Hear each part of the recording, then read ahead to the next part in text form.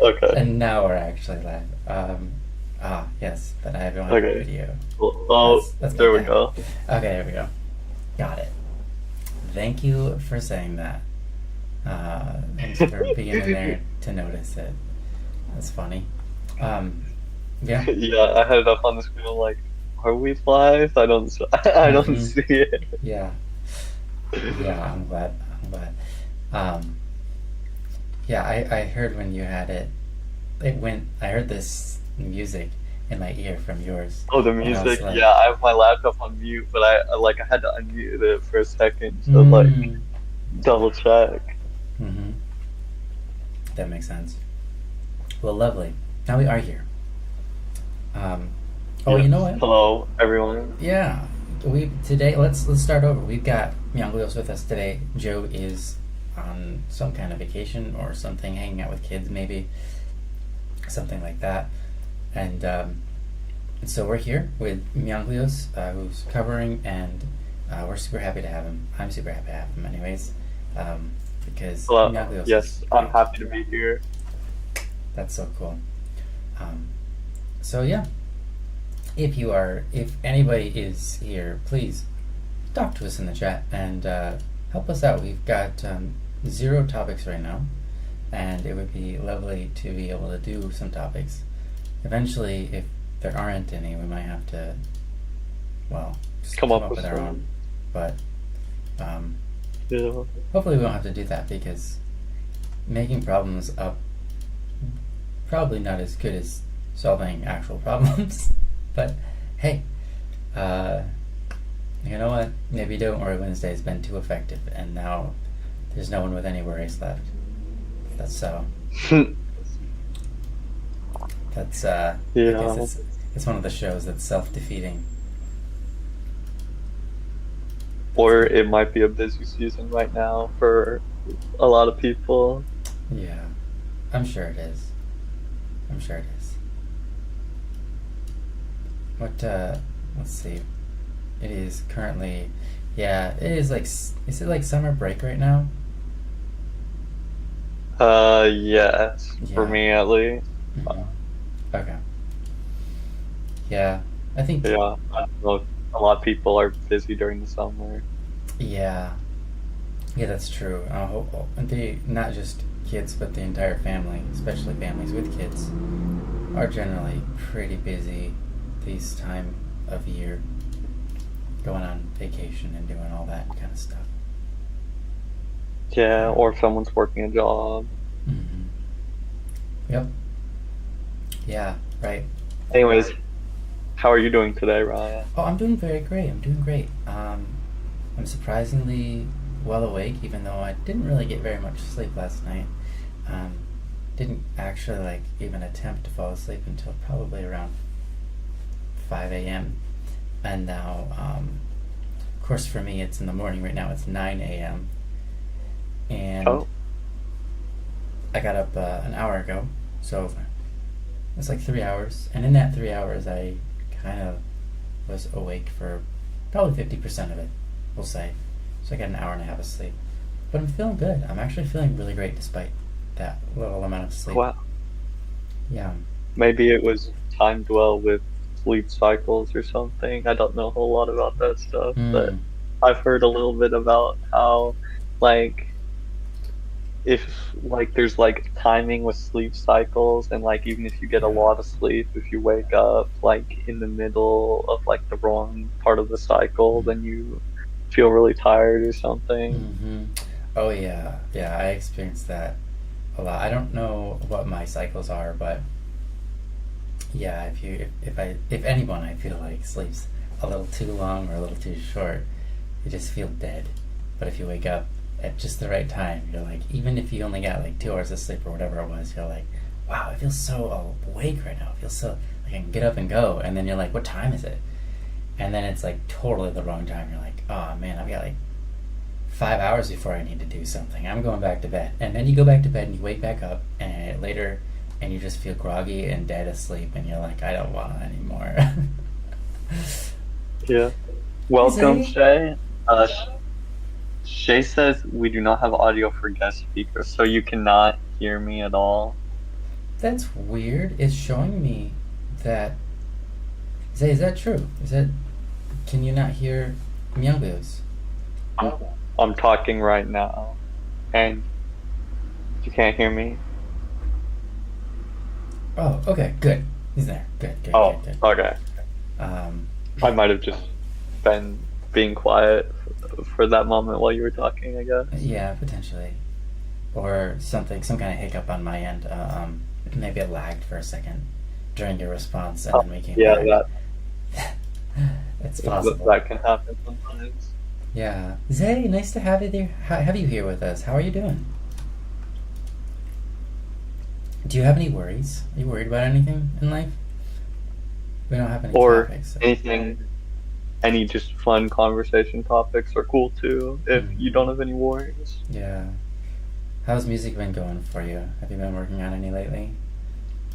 I know life's been busy for so many people this last year, so not much has happened in terms of music, but that's normal. It's like you have those times, especially in the creative industry. Yeah. Yeah, well, fair. Been working on a vocal Been cover. working on a Yeah, vocal go ahead. cover. I'm trying to get Static P. Well, oh, I see what you're saying. Uh, What you're saying. Been working on a vocal cover. I'm trying to get Static P for, and also still waiting for Joe's guitar. That sounds nice. cool. That sounds awesome. Well, hopefully I can maybe give it an attempt soon-ish. I say soon, but I mean like August, I think. Um, and not the person who likes to join our stream, so he's amazing. I meant the month. Oh wow, 10 little seconds? Okay. Wow, that's not too bad at all. Yeah. I don't mind doing short stuff like that at all. That's great. That could be fun. Um, yeah. Let me see here. I think it's August, right? When I'm available. Yeah, hit me up with it in early August if that's okay. If you, I mean, please remember to, and then hopefully, hopefully I can do it justice. Um, then I'll be actually out of Japan, back into a place where I can record.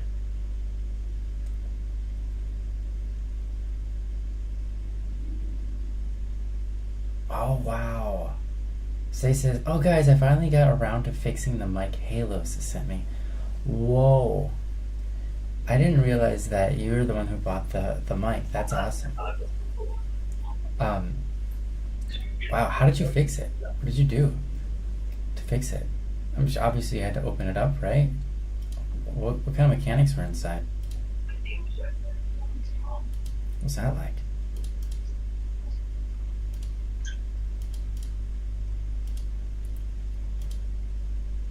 Yeah, I've never done much music repair myself. Um, Things can be quite complicated with electronics. Of course, even manual, or not manual, but like a saxophone or something that's not electronic can be quite technical to work on and fix. Zay says it just needed a new diaphragm. The one that Oh, was in there was falling apart. ooh, falling apart. Wow, that's amazing. And so yeah, I'm guessing you just That's put cool. it on.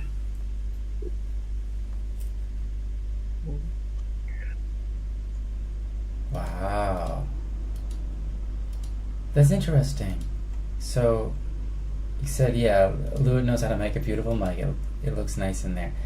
That's cool. Well, that's so you opened it up. I wonder what a diaphragm even looks like. I've never opened up that kind of mic. I've opened up a ribbon mic before, but I've never opened up a diaphragm mic. Yeah, I've never seen the inside of a mic either. Diaphragm mic. What does it look like? Diaphragm. Why is there a G? Oh, this little guy. Okay, I've seen these. Yes, okay. Okay, that makes sense to me. essentially the diaphragm is just a plate that's connected to some circuits. Um, but the plate I see. intercepts vibration and transmits the vibrations into an electric current, much like a ribbon mic. But the ribbon is a ribbon, and the diaphragm is like a metal plate. Okay, that's interesting. By the way, Ryan, your video on Oh, the stream yeah.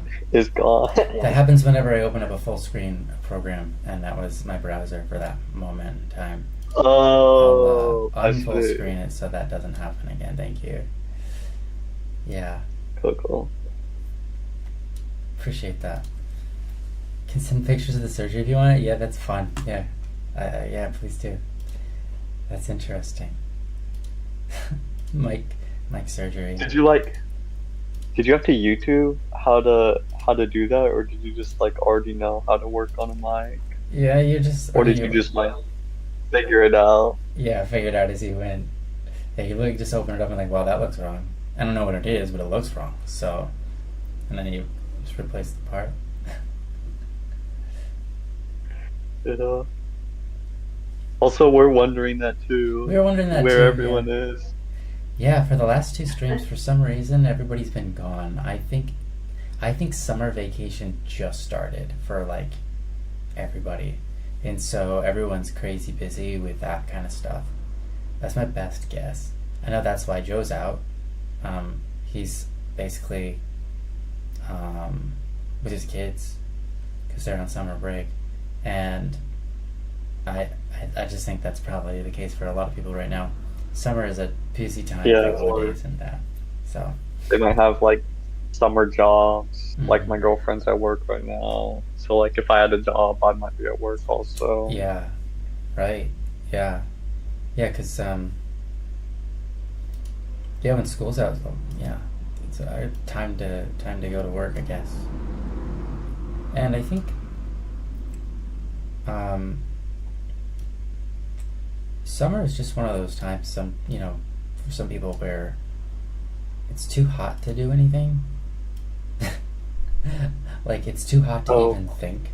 So they're just like, I'm not even. I'm just gonna like do nothing.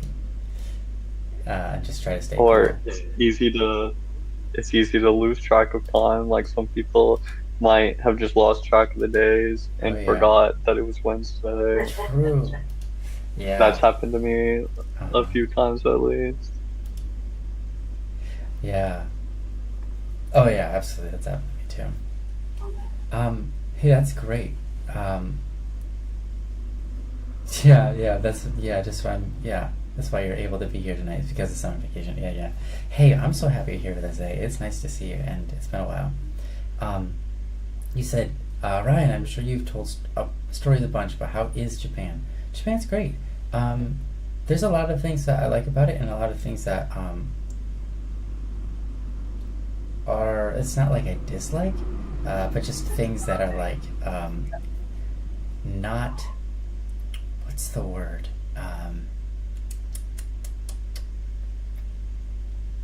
There's a lot of incongruencies if I can say that.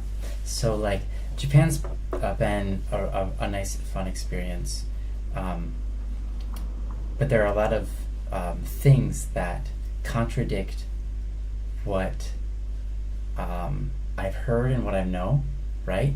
So, for example, we found out that um, so like they say like the Japanese are super quiet people, and that's why they have all these rules about like if you stay in a apartment, you have to be super quiet because the walls are paper thin, and um, you know, just try to be as quiet as possible, and that makes sense. That makes sense.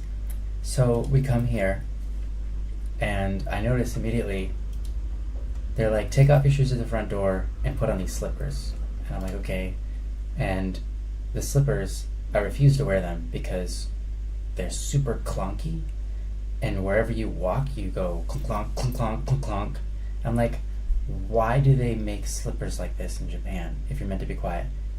All of the slippers are this way. There aren't slippers that are not that way, other than they do have paper slippers, but like all the slippers are made to clunk, like when you walk. And I'm like, okay, that's weird. And then if they were concerned about sound, why do they make all the walls like so like they could insulate them, right? They could make it so that the walls, for like basically the same price that they're making walls anyways, they could make the walls better at reducing sound, but they don't. And then after a while I thought about it and I was like, you know what, I can I can hear like Japanese people, like not necessarily in our apartment. Our apartment is pretty much just all foreigners, but I can kind of hear like them talking and sometimes just randomly screaming. And I realized that the reason there are rules for being quiet in Japan is because the Japanese people are loud. Otherwise, they never would have thought of the rule in the first place. Otherwise, there wouldn't be such great voice actors and actresses because you don't get good at screaming unless you scream. So, I learned that, and that was fun. Um, yeah, Wait, but so are you saying like they're naturally loud and so quiet to them is like what we consider a normal volume? mm-hmm. Yes, yes, That's interesting. yeah, yeah, exactly. Yeah. So that's one thing that I learned that I thought was kind of funny, and fun. Um, and I also noticed there are like so many bakeries everywhere on like every street. There's just tons and tons of bakeries, and it's so fun because um, I love baked goods. I like savory, hearty baked goods, and I also really like sweet baked goods. And they're so convenient, and they're just everywhere. Um, and that's probably one of the most fun parts about being in Japan for me. Even though baked goods aren't like a Japanese thing, like traditionally they're a Western thing, but it's so nice to have them. And I thought that was super interesting because they wouldn't exist if they weren't doing well, right? And I looked up how many Yeah. bakeries are there in the United States, and there's like 10,000 something. And how many bakeries are just in Tokyo, one one city of Japan? And while it's the biggest city, it's the same thing across all of the cities of all of these bakeries. Just in Tokyo, there are 10,000 or more. So that means in Tokyo, there's basically the same amount as the entire America. So that was amazing to me. Just imagine that. Like, take all of the bakeries in all of the United States and put them into one city. That's what's going on over here. Um, and what I found that was really interesting was um, they're really, again, there's like, as you've heard before, there's not like an issue with obesity over here. And they put like a lot of my meals I feel are too sugary because every sauce they make has sugar in it. And like last night I had a curry, and the curry I was like, yeah, the only thing I would change about this curry was it was a little too sweet for my taste buds. You know, it's a little bit, the sweetness was a little overpowering for me. So it's like I feel like the sugar is what makes you fat. I think there's some truth to that, but I think it's also partially a lie. Like, it's not the full truth because there is so much sugar consumption constantly over here in everything. And the portion sizes over here are pretty equivalent to what I'm used to in Michigan. And now I think that maybe in places like Texas and things, maybe the portion sizes are bigger. But generally speaking, when I'm here, when I finish a meal, I'm like so stuffed it hurts, right? So it's like I feel like I've been sold misinformation about what makes people gain weight because they're not gaining weight over here because of those factors. Interesting. Zay says that it could be because they don't have the high fructose corn Mm, syrup. yeah, Do could you be. think do you think that could be the case? That could be. I don't know if they have it or don't have it. I don't. I haven't been reading the ingredients of what's in everything. Um, but I think you might be right about that. They do have corn though. Um, Actually, they have something called corn tea, and they have a lot of corn products here. So I'd be a little surprised if they didn't have high fructose corn syrup, because like they have a pretty big line of corn products. Like I said, I've never heard of corn tea before, so I got it when I was here out of a vending machine, and it was probably one of the worst teas I've ever had. And I'm sorry, that's just how it was to me. But it was really interesting because it tasted like I don't know, almost tasted like liquefied, slightly overcooked popcorn. It's kind of the best way I could Interesting. describe it. And it also felt super oily, even though it wasn't oily. It was just so weird. Yeah. Hey, Hero, welcome, welcome. How are you? Yeah. Yeah, I agree, Zay. Only 10K in the US, that sounds low, right? That could be misinformation. Could be misinformation. But I do know that there are an insane amount of bakeries here in Japan, and it's really nice. Um, we go out for baked goods pretty often, and the cafes here have been really nice too. While the coffee hasn't been amazing, the environment's nice. So it's kind of just it's been a really good time. Yeah. Nice. Hey, thank That's you for asking, good. Zay. Thank you for asking. I keep refreshing the to be processed are the topics, and I just received one. I think my mom sent a Yeah, I was gonna say topic. probably from your mom. Yay! Thank you. Can you tell her thank you for me? Ryan says thank you for submitting a topic. She says she might have another one that she's working on. Ah, okay, yeah, lovely. Um, go for it. If awesome, yeah. Hey guys, on that, if you guys have any topics, please let us know. You can put it in the chat, or you can go to don'tworrywednesday.com, and that'd be really perfect. Submit any topics, worries, thoughts, complaints, experiences that you wish, and we'd be happy to talk about it. What are your? I'm gonna kind of And stall for some time here. to do the Yeah. disclaimer that we usually Oh do, yeah, I didn't even do it. we're not professional That's right. therapists or anything else. We're just here to help in any way we can. That's right. Maybe shed some different perspective on any issues that you're having. You probably have what it takes to handle it yourself, but sometimes it can help to have a friend there to guide you or lend another perspective, as well as some encouragement. So we're just here to be your friend and help in any way we can. Beautifully said. Absolutely right.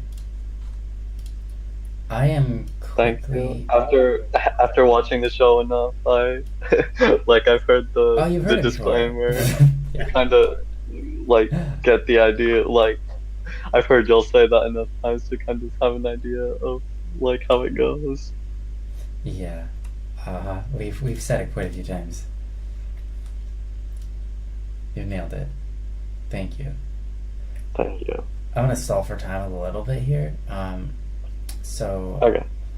so that I can quickly set this up. Um, and so I'm going to ask you a question. It's summer break. hmm What are your plans and what have you been up to so far? Me? Yeah, yeah. Um, my plans for summer. In July, my family and I are going to a family reunion with our dad's side of the family. Mm-hmm. Yeah, yeah, yeah. That'll be cool. Um, lately, I've been busy, but not like too busy. Like I've mostly just been um like taking my girlfriend to and from work, hanging out with her, hanging out with my family. Not a whole lot going on. That's good.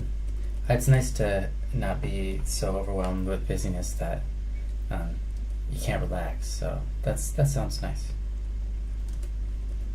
Yeah. And then you've been busy being in Japan. Yeah, yeah. It's been busy, but things are kind of finally calming down, simmering down, and um, we can kind of sort of like, yeah, relax, which is nice. Oh yeah, yeah. Yeah. What? What? I don't understand. Zay. Zay said perfect. There's a topic in. Gonna go get soy sauce real quick. Sweet man. You go get your soy sauce.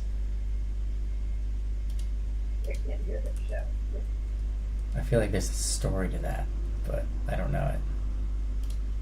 Soy sauce. Wonder what I can do here.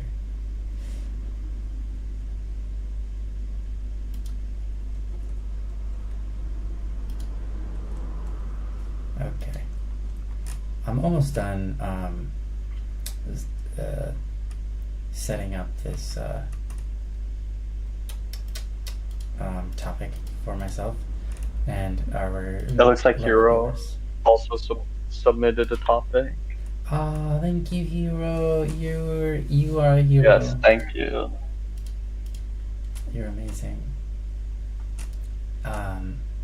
That's awesome. Okay.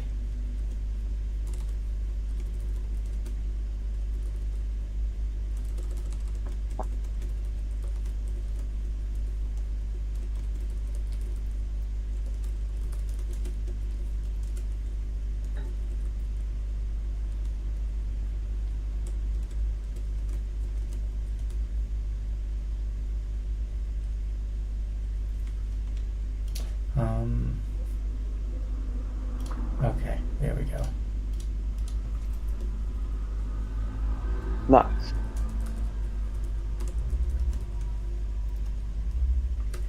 Perfect. Now I can put this in here and be ready to go. Great, Cool. great.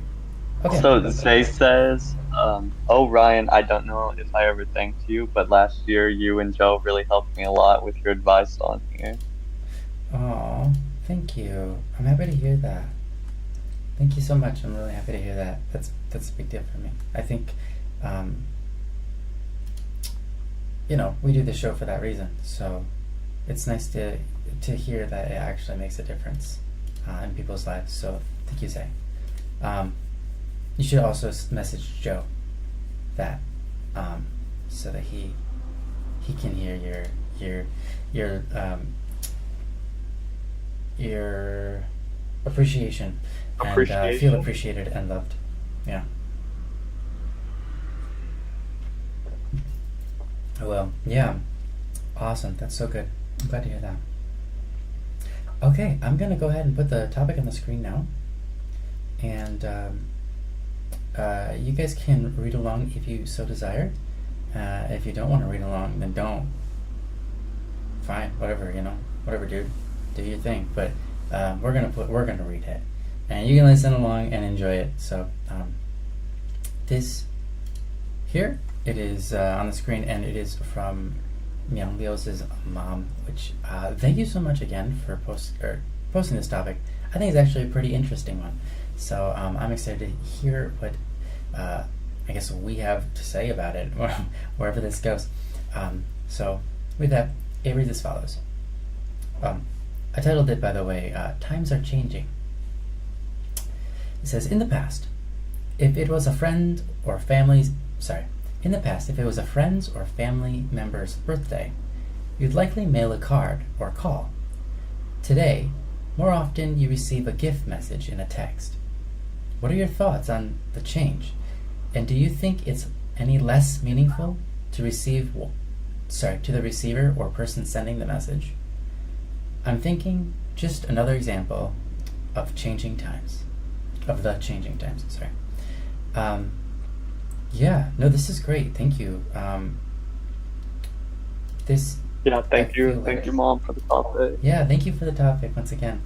I feel like this is actually a pretty good topic because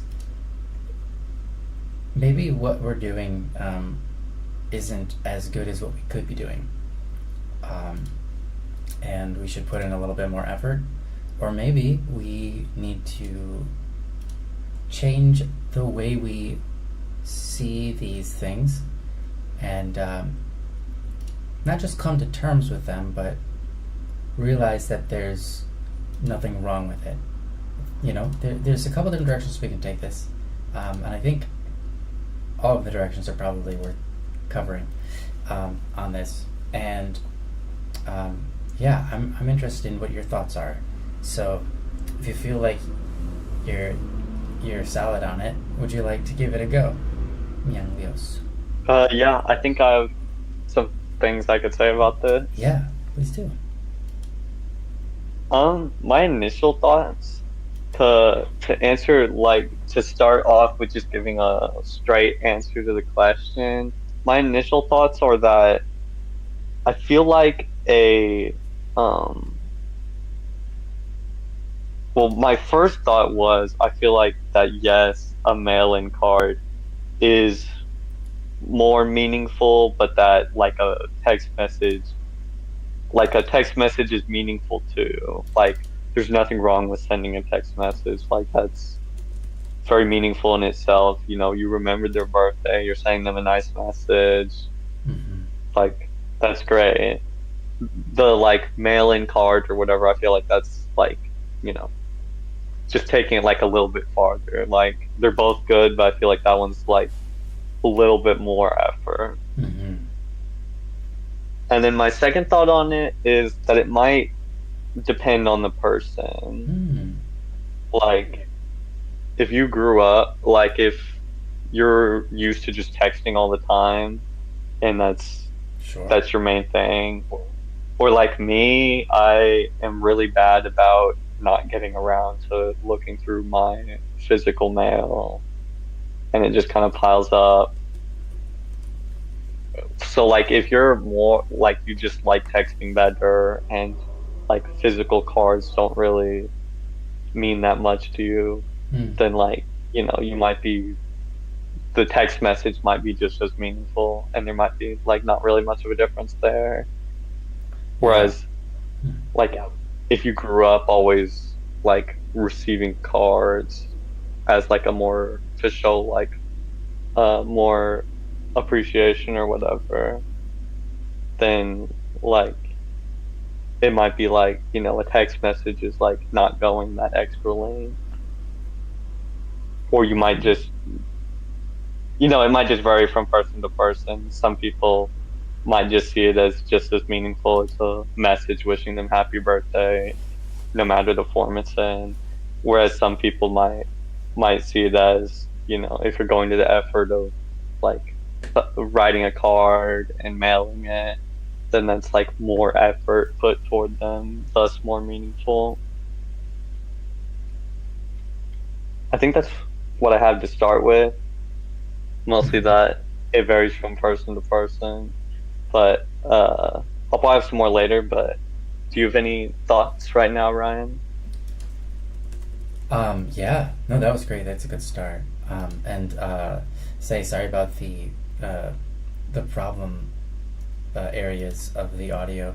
Yeah, unfortunately, I'm in a weird environment, and I didn't set up a high pass filter or anything on any of this because I kind of threw it together 2 weeks ago as fast as I could, and it'd probably be good to figure that out off stream. But yeah, that's a good idea. I should definitely do that because I know that there is a lot of um, constant audio and sound coming through. Maybe I'll try to mute myself when I'm not talking. I think that'd probably be good for now. So, um, oh yeah, back to the topic. I think I think what you had to say there, Emilios, was spot on. It's kind of interesting because to some people, getting a text message, it means like a lot to them. to receive that, because like you said, they grew up with it, or they feel like, the only people they text with are their close friends and loved ones. Um, but if they received a card, they'd be like, they wouldn't know what to do with it, and they wouldn't understand that it meant anything different, or especially not more. In fact, it might mean less to them, because they're like, a card, I just throw that away. But like the stuff that comes into my phone, like that stuff stays. You know. So I guess it really does depend on the person, doesn't it? I feel like a card is definitely more effort.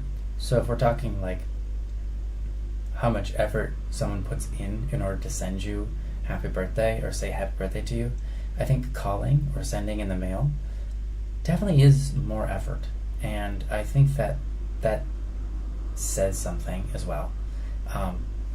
There are a couple of times where I've had to rely on text myself, because I'm in this situation where I'm traveling a lot, where I'm in Australia, and sending a card from America to Australia is doable, but it's more costly, and getting the timing right is almost impossible for them to actually receive it on their birthday, and instead of like 2 months later after their birthday. So it's an interesting thing. But my wife and I, mostly my wife, have sent cards to my mom and so on, for her birthday and things like that, regardless of the distance. And I think it's really nice. It's mostly my wife, because my wife is used to sending out mail pretty constantly, because of what she does with her what do you call it? Oh, like the prints and stuff. Yeah. She does art and sends them, right? So she's used to sending that mail out, and for her that was something like, she can make her own card from scratch, and that's meaningful. I think some of the best gifts I've ever gotten that were like that for a happy birthday were people who spent time on their computer creating something and then sending it to me. You know what I mean? So like, I think there is maybe just sending a text as a I think sending a text as a way to say, hey, happy birthday, it's nice to whatever, or not even anything else other than that, just like happy birthday, is fine, absolutely. And you can know their good intentions, and that they hope you have a happy birthday. And I think if they go any extra than that, I think that's great. If they put some thought into it, and they maybe like hop on their computer and make their own like thing, and then send that to you in a text, or on their own phone, whatever. Something that they put a little bit of work into, I think is lovely, whether that be digital or on a physical card. I think that's cool. And yeah, it does feel like if they make a phone call, that also is a step above making a text, in my opinion. I think pretty much everybody's opinion. So I guess other than that, what do I have to say? I think it's kind of like you said, the times are changing. There are a lot less calls and a lot more texts. And it's always a question of, are we heading in the right direction? And it's an important and good question to be asking. Are we heading in a good direction for strengthening our relationships? And the general argument is that a lot of this social media stuff has not been healthy for humankind and their relationships. But at the same time, the internet itself has provided people with stronger relationships, or relationships that wouldn't exist otherwise. I think obviously face-to-face, or even talking to each other on a phone, is more intimate, but it doesn't mean that the other is necessarily or inherently bad, or what's the word? Not just bad, but Like can't less exist meaningful. too. Yeah. Oh, Yeah, right. So I think it's like, as technology is changing, it's changing so fast, like crazy. Like, I was thinking about this yesterday, and it's insane to me. We spent thousands of years in the uh, wow, words. We spent thousands of years in the Stone Age, like thousands. Like they might estimate up to like 8,000, 10,000 years more, maybe, in the Stone Age, and then we get to the Bronze Age, and that lasts a couple thousand years, and then the Iron Age, and that lasts a couple thousand years, and then, like, for a while, all the ages were just changes in civilization and how civilized we were, but it didn't actually change technology at all. We were just stuck in the Iron Age for a while, but it was still a shorter period of time than the Bronze Age. And then, all of a sudden, the age, Industrial Age happened, and that was like a blink of an eye, because now we're in the Information Age. Like Industrial Age did not last long. It started in like 1940 something. No, that's not right. I think it was before that. 1840s. Something, I can't remember. Yeah, no, 1947 was when the Information Age started, because that's kind of when the TV got invented, or around that time. So anyways, the point is, technology is changing at a speed that is just absolutely insane.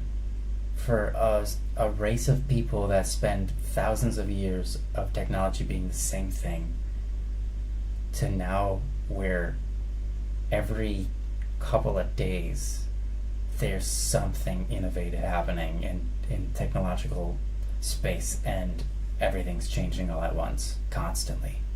Yes, it's crazy how like the internet and cell phones like weren't even a thing until like the late 1900s, Yeah. and then they like developed and like improved like so fast. Mm-hmm.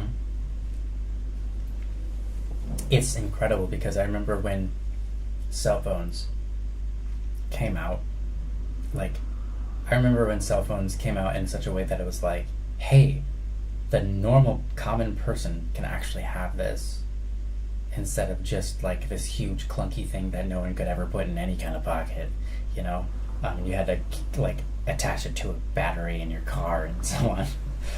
But like an actual cell phone, and people were getting them, and then they got popular and people got them more, and then all of a sudden, like, it was like, it felt like the next day, all of a sudden we have all these phones that can, like, you can play video games on them, and you can like send emails to people.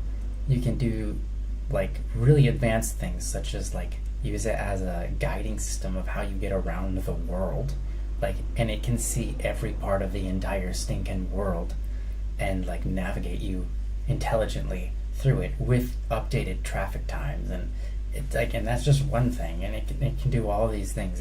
When you move it about, it has gestures that rely on like gravity and momentum, and like, it's incredible. And they take pictures too. Yeah.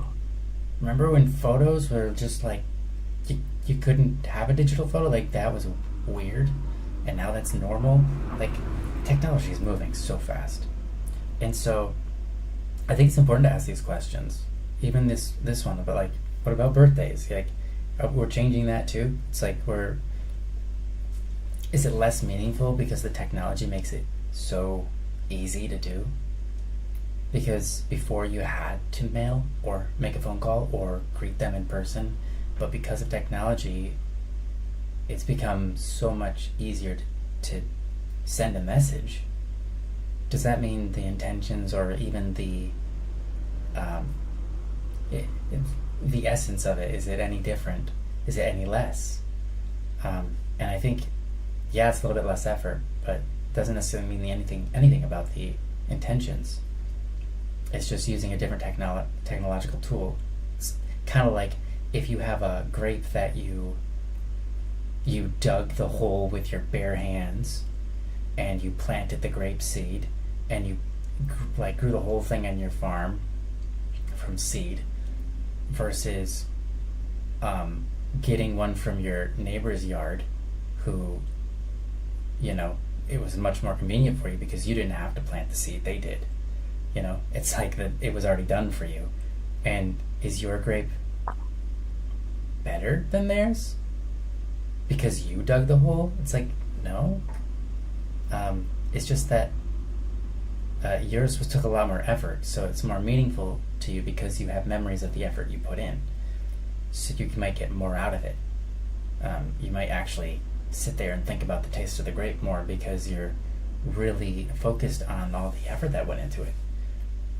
Whereas, just getting a grape from your neighbor's yard who has plenty, you might just be like, oh, these are nice grapes, and you just eat them and don't really think too much about it. So, tools are incredible. I think that the answer to this is yes and no. I think it is less meaningful because you're the one that's puts meaning into or gets meaning out of it. And I think it is less meaningful because it's less effort. But at the same time, it could be more meaningful to somebody else. It could be, more meaningful to someone who kind of grew up in a generation or loves digital stuff. And it could be that the person who's sending it means all the same things, whether they send a text or call you or send a mail. And one just happens to be easier. And so they're going to do it. It's like, I'm not going to dig a hole in my yard with bare hands. I'm going to use a shovel. I'm not going to try to write out a whole card, try to find and locate a pencil in the first place, and then find paper and write on it when I don't have any in my house, and then send you that letter through the post office where they're going to charge me money to get it to you. Instead, I'm just gonna use the tools I have available to me that I already own, which is just to send a text. I think this is my final thought on this. People should put more work into their texts if they're going to text. They should write out something very thoughtful. Then as you would on a card, at least I do this on cards, I point out different things that I've enjoyed about their existence in life, or things that I look up to them for. It's like happy birthday, it's so lovely that you're on this planet with me, and it's really nice to just whatever, you get the idea. Like a well thought out, as if you're writing a letter kind of message. I think that would probably be, you tell me if you received a text message like that, right? Leos's mom, if you received a text message that was very thoughtful, do you think it would mean less to you because it was a digital text? Do you feel like if it said things like, you inspire me, the way that you worked so hard, and I can see that it's not easy, but I watch you and I find that really inspiring in it, and stuff like that, things like that are meaningful to you, and you got a text and it had all that lovely stuff in it. Do you think that you would receive that as well as you would a card? That's my question, I guess. She says that yeah, she would receive that just as well as a card. Yeah, I know I would. Like if I got a text message like that, I'd be like, wow, they put thought into this. This is so lovely. I can feel that in my heart. While I might not have a physical copy of that, and that feels a little different, I definitely received it the same.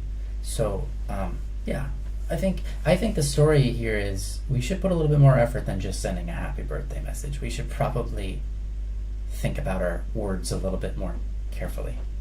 I think that's what we should do. I don't know.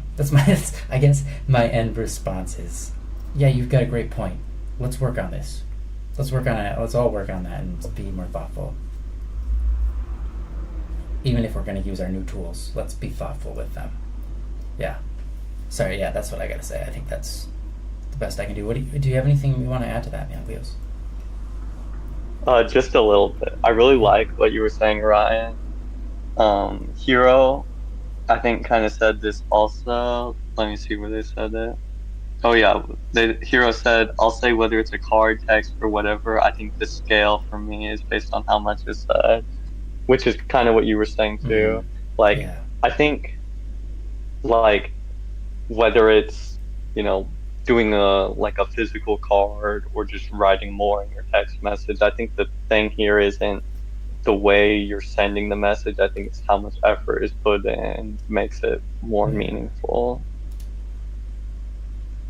Yeah. Absolutely. Um, One last thing I'll have to say is that in some cases, it might make more sense to just send a simple happy birthday message. Like if you don't know someone a whole well, Yeah. like all Yeah. that well, like you weren't that close, it might make more sense to just say happy birthday.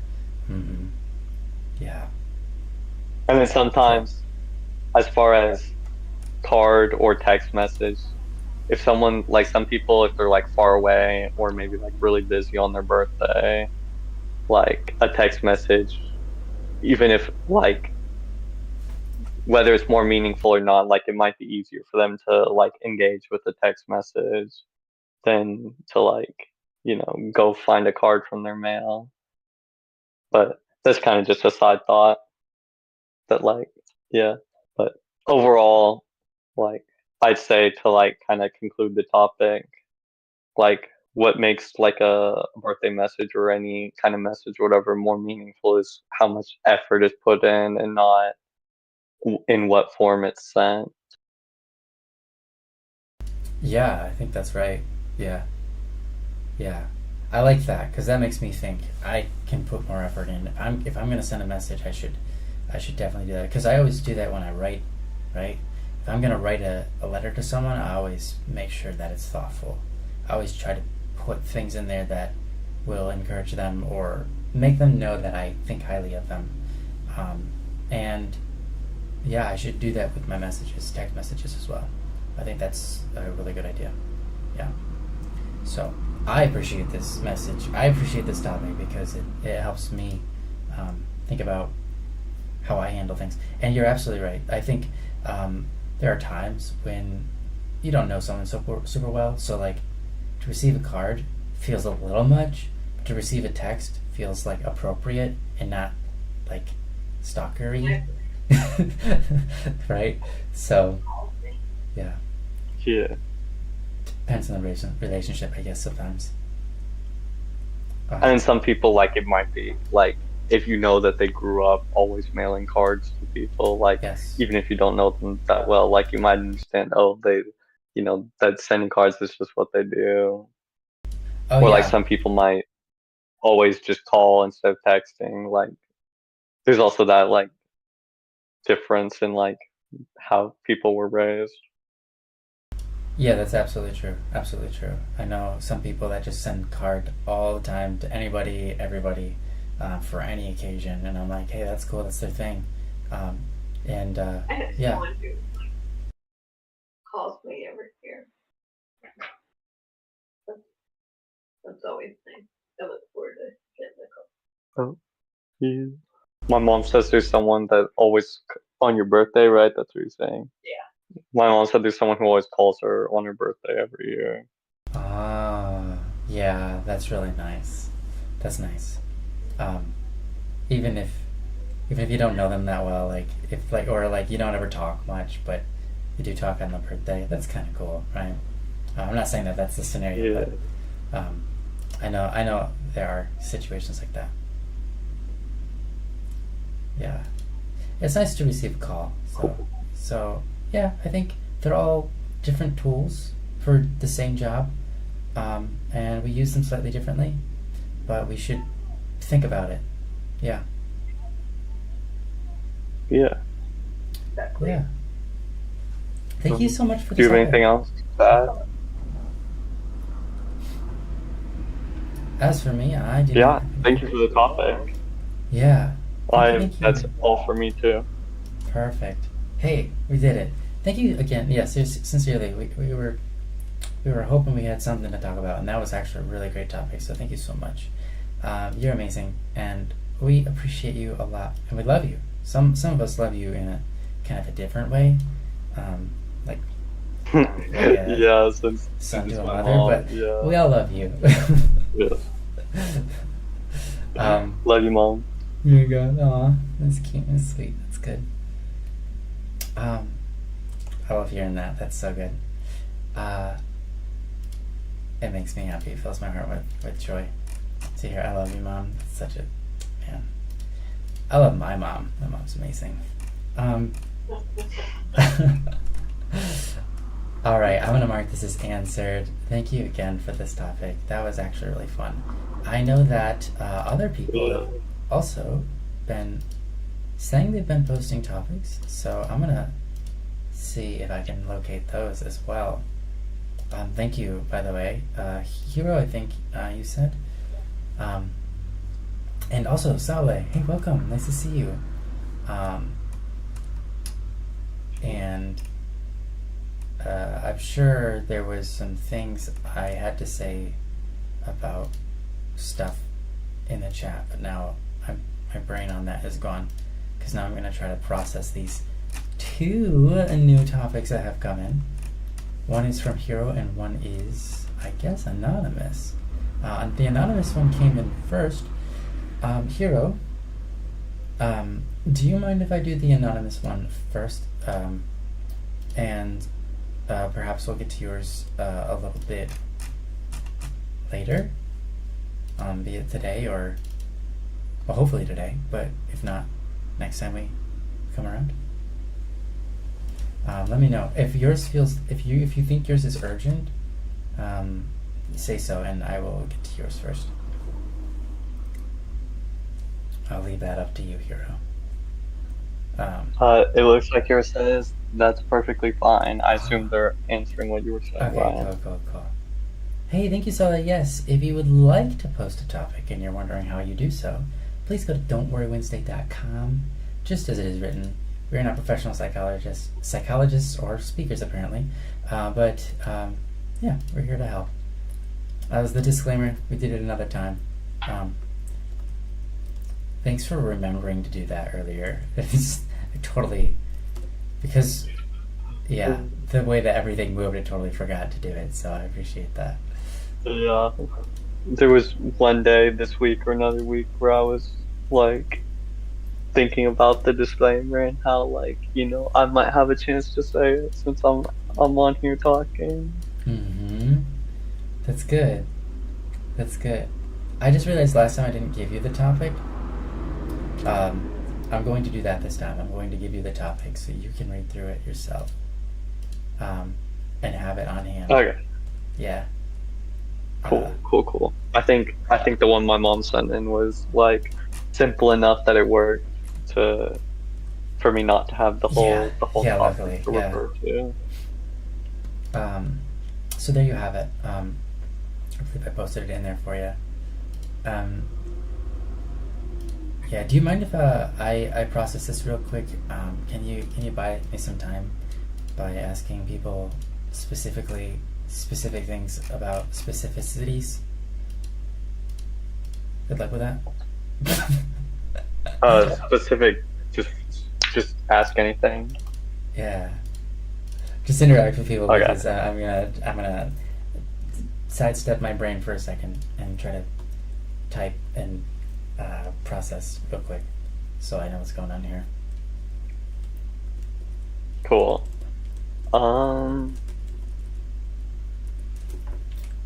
Colleague is a weird word. I don't know. Colleague is definitely French. Sayule, I heard you talking about mountain climbing. I've never gone like full on mountain climb. Wait, by mountain climbing, did you mean like Whoa, guys. like hiking up a mountain or like rock climbing up a mountain?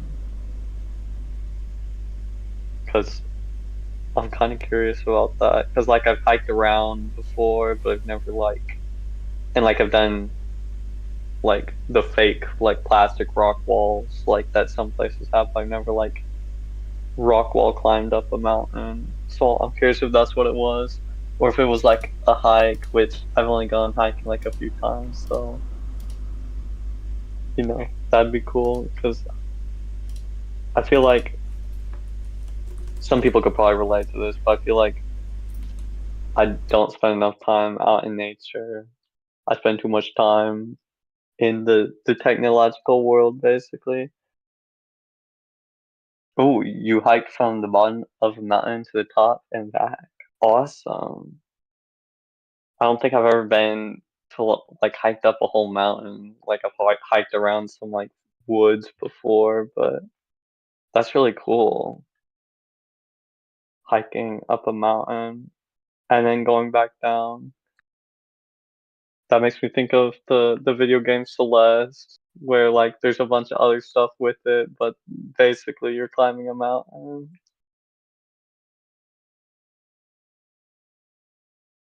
3 mile loop. I'm not really good at estimates in distance, but that doesn't sound too bad. Was there a good view from the top? Or were there like not much to see? I don't know. Oh, I see. Were you doing some photography up there?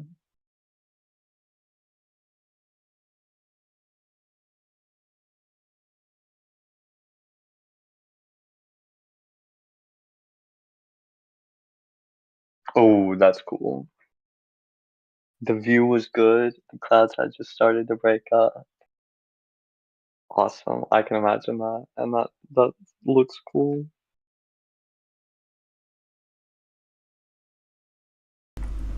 Hey, thanks for chatting about that. That's really great. Mountain climbing sounds so cool. I'd love to do it sometime. I've definitely done some hiking, but I've never done any mountain climbing. I've done rock wall climbing. Yeah. But yeah. Rock wall climbing's a lot of fun. I have figured out how to title all of this, and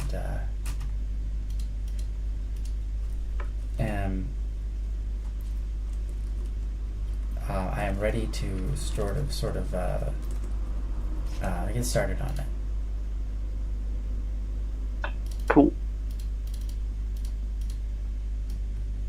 Okay, with that submitted, I'm gonna press it as curated. Boom. Great. So, going to replace that with this.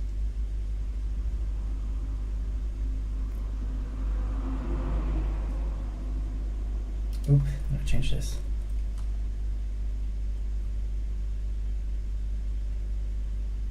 Oh, I see. Do you know how to spell successor? I figured it out. Okay. Alright. No, that was actually not correct. There we go. Now I got it. Close enough. Yeah. Oh. Close, hold on. Gotta change it. Successor. There we go. Boom. Got it. Okay. I'm gonna go ahead and put this topic There we go. on screen, and we can then talk about it after. This is from Anonymous, and I have titled it, hopefully appropriately, Retiring Colleague. Retiring Colleague. So that sounds like the topic. This topic is yours.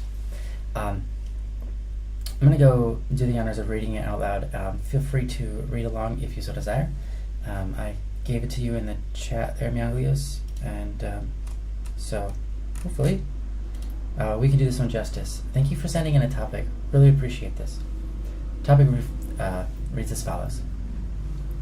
In my job, at work, a colleague I work with is retiring in a month, and they hired their successor about 4 months ago.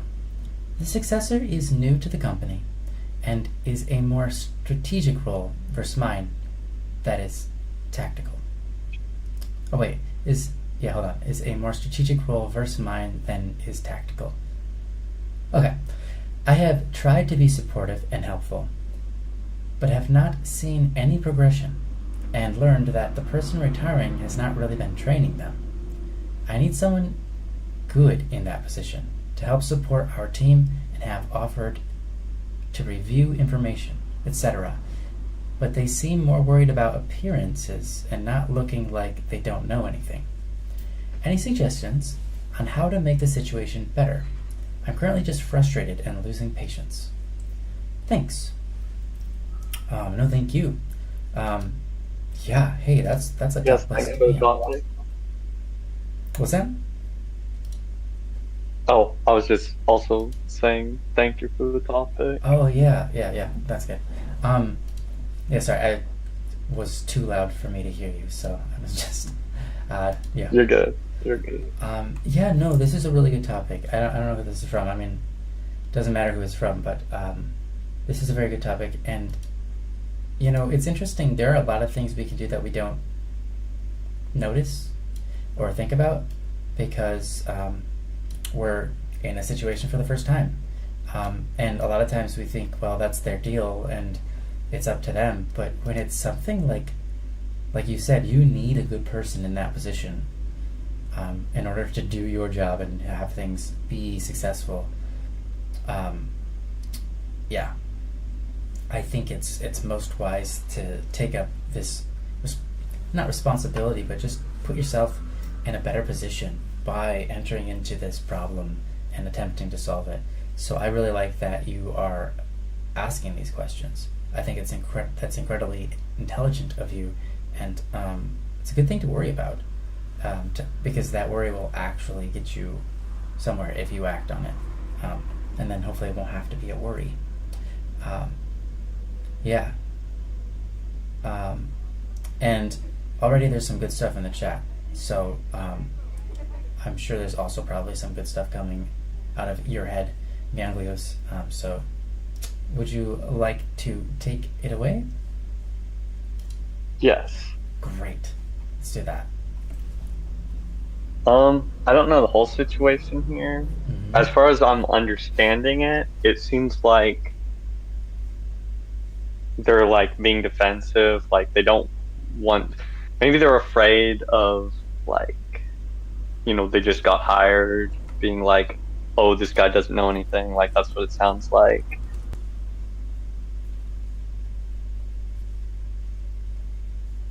Know how to do the job. Mm-hmm. I don't know the full situation, so I don't know if this would work, but I feel like in approaching them, you could like tell them like, you got hired because you were deemed like the what's the word, like the most capable, like, or knowledgeable, like capable and knowledgeable person for the job, like that they were the best candidate. Like let them know that they were hired because they were like the best candidate. Mm-hmm. And then like after that be like, you have all the knowledge you need to have right now, but like since you're new, we need to get you up to speed on like what we've been working on. Like, who would know what's going on with a project that they haven't worked on before? Like, I feel like there wouldn't be any looking down on someone for that. Like,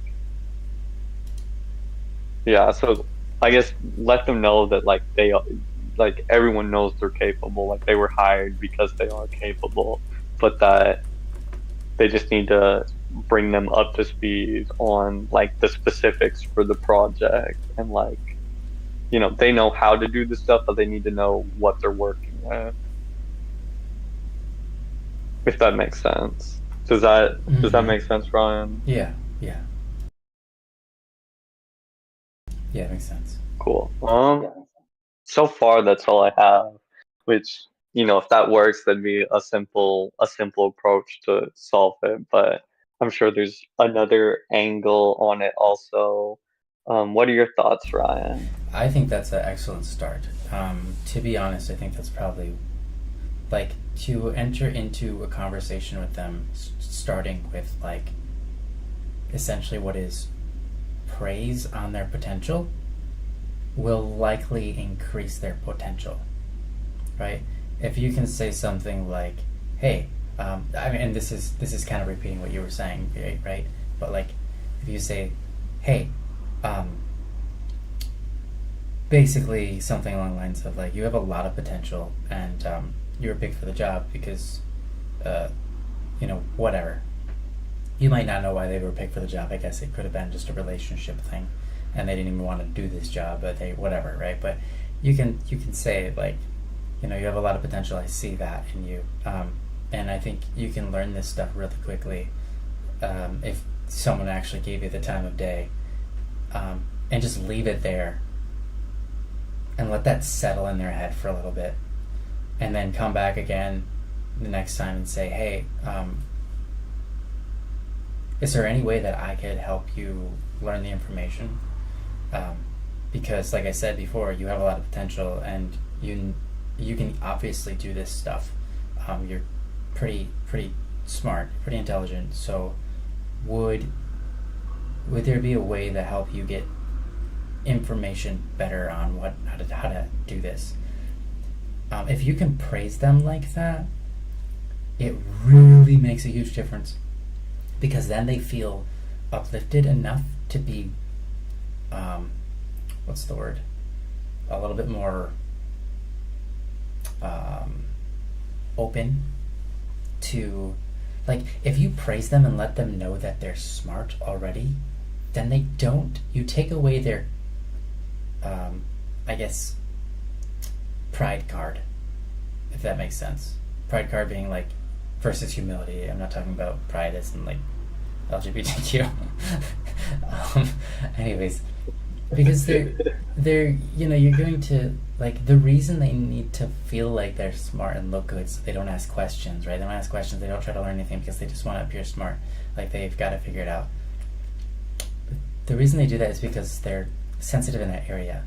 But if you let them know, like, that you think they're intelligent, they're far more likely to engage in the things that they need to, because that worry is now out of the way for them. It's like they don't have to prove to you anything anymore, and you've established that you actually see that, like, they have so much to learn, and that they can learn, and that they're smart enough, and that you think they're already smart, right? You've just swept every excuse off the table for them. And I don't mean excuse like they're intentionally making these excuses, but these are things that are going on in their head that are distracting them from actually doing their job and learning how to do their job well. So if you can just sweep those things off the table for them by affirming them and letting them know that they are intelligent and you see them as intelligent, and therefore they're free to ask questions about stuff, and you know that they're, like, genuinely good questions and things they need to know, like, and they don't have to risk looking dumb because they don't know it. They don't have to risk anything because they have nothing to risk anymore, because you've already told them that you think they're smart and that they're capable of learning the stuff if they just ask the right questions and the right people. I think and really that's exactly what you were saying, Mianglios, and I just think that really is, I just kind of dove in a little deeper on it, but that really is one of the best things you can do, is sweep everything off the table for them that's in the way that's pathological or psychological, that's like stuff that they're sensitive about. I think that's probably the best tactic, right? If you ever try to help anybody or change anybody that you know somewhat personally, like in person, usually the best route is always a form of friendship where you don't necessarily tell them or advise them on what to do. You just do the stuff yourself and let them come along for the ride. That's usually how to change people to, like, the most effective way of how to help somebody, right? But the problem is you already have a job, and you can't do two people's jobs, probably. Maybe you can.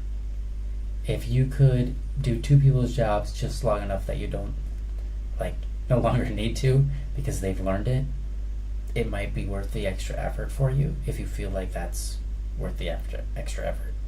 If you feel like it's not worth the effort, the job will still be alive even if this person just quits and someone else comes in. Maybe that's what's happened. Maybe that's what has to happen. Maybe if the person refuses to to learn. And maybe this other person hasn't trained them very well because this person has been refusing to learn and they've been very difficult to work with. Maybe the reality is this person needs some sort of harsh condition of a wake-up call where they come to realize, like, what I'm doing is not good. It's not teamwork. It is not work at all. And so if they get punished for that, in the sense that they get removed from their job or reprimanded or whatever for doing a terrible job, or like, yeah, whatever, things go wrong, and then all the fingers point to them, right? Sometimes that stuff is needed because people need a wake-up call, but no one likes that. Especially not when it's humiliating, right? And if that can be avoided, that'd be lovely, right? So I don't know how much ability you have to enter into their life and be someone who can really actually, on an actionable format, help them make the changes in their life that are needed for them to both be willing to learn and ready to learn and wanting to learn. And also, I said both, then I listed 3 things, and then that was only one of the things. And also get rid of their, help them sort of work out their need for affirmation about how intelligent they appear to other people,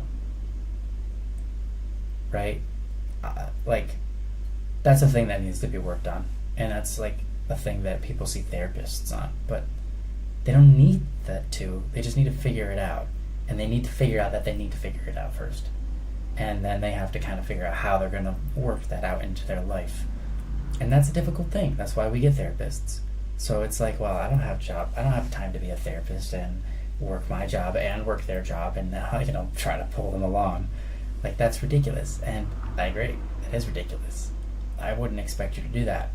I would expect the person that's retiring to do that, right? So here's the problem. The person that's retiring doesn't have investment anymore. Like, maybe they just want to help out because they want to help out and they're just into doing that kind of stuff. But chances are, because they're retiring, the time that they invest in this successor doesn't pay them back anything. So it's not interesting to them. They're not going to be interested in. It's not just like they're selfish. It's just that naturally they have no interest in doing this thing. It doesn't sound like they are really into teaching people, the person that's retiring. I mean, it doesn't sound like they're really that gung-ho about having a successor and teaching them and passing down their trade skills, right? That just might not be a thing that's important to them. And so, without any stakes, how are you going to get this person to train the other person well when they don't have any stakes left in the game, and they're just like, well, I'm just waiting to do the rest of my couple of months here and then I'm out, and right? Whatever fault happens, but it's not on me anymore. I don't lose anything out of it, so I think the other option for you is to go to the person that's retiring, or go to someone higher up than them in the company. I guess those are 2 options left. And for either of those options, I would have to think long and hard about what to say and how to navigate something that is actually beneficial for everybody. And I think the first and foremost thing, let's say, is to always start with, I'm looking for the best so that everybody wins here. This is the current course that we're on, and it's not looking good, and I want everybody to win. is there a way we can put effort somewhere to make sure that we've crossed all our T's, dotted all our I's, and made this the most seamless thing we can do and like really nice for everybody? Is there a way we can do that? And I would say go to like the highest person up you can get a hold of, like literally the owner of the company, because they're gonna make things happen. If you can get that, if you can reach that high, potentially, I don't know what you're working in on. Maybe it's a small business and the owner, you know them personally, and they kind of just not doing anything, like me. I mean, sometimes that's how I am. But generally, if someone comes to me with a complaint, I try to solve that immediately, right? And I think most owners do. Most owners of companies, if someone that they respect comes to them with a complaint, they're like, oh yeah, okay, let me get on that immediately. Like as we're talking, I'm going to pull up that stuff and talk about it with you and try to figure that out. So I think that's a pretty good approach. If you feel like you can't do the first thing effectively, then find somebody who can pull some strings and make it happen. Whether it be the person who's retiring, getting them reinvested, even if it's just out of a personal request to them, saying, hey, like this person, if you leave it to them, it's gonna not work out so well for us. Can I make a humble request? Like, I will take you out to eat. Like I will take you out to eat 15 times if you want. Like, please help train this person, because they don't know what they're doing yet, and it's not that they're stupid, they just don't know because no one trained them. And then on your off time, whenever you see that person, affirm them by their intelligence and say like, hey, that was really smart what you did, or I like that you're figuring this out. You clearly know, you can clearly figure all of this out if you give it some attention. Say affirming things that help them know that they're in a safe spot, that if it ever came out that they didn't know something, you still think that they're just as intelligent as you always did. If you can help them see that that's the way you see them and other people see them, that could be a world of a difference too. And then, yeah, if you can't get through to the guy who's retiring and he won't invest, then yeah, the only thing to do is go higher up and let him know that this is the concern and you genuinely want a gentle approach to this, but their company is somewhat on the line for it. They have to figure it out, because in its current trajectory, it's not looking good, and that's the reality. And that would be my best advice. There you go, and that's what I got right now. Yanglios, do you have anything in your mind going on? I liked what you were saying, and I have a third thing, I guess. Like how we were talking about different approaches you can do. Like if the first one doesn't work, the Ryan mentioned like a second approach you could do before. I definitely think talking to the person who's retiring is a good idea, but maybe before going like to the higher ups, if the new person, if they don't like, if you're just like telling them that like they're smart and capable and like all that, but like they still need to like be trained on the specifics of the job. Like if just like complimenting them and stuff to like let them know that they're capable, that's not enough for them to feel like comfortable yet in the position and like open to like learning from people. If you're looking to teach them yourself, possibly you could also try and get to know them on a more personal level so that they feel comfortable with you, and to where like, you know, you teaching them stuff, they don't necessarily feel like beneath you or anything. They just, they already know you, and it's like they're already comfortable with you, and so they don't feel like this person who's like above them is like trying to tell them what to do or whatever. It's like, oh, I know them, they're nice, they're they're just trying to tell me this stuff because that's the information that I need. I Right. think I got that across, if that makes sense. Yeah, absolutely. Oops, my phone was going off. Sorry about that, guys.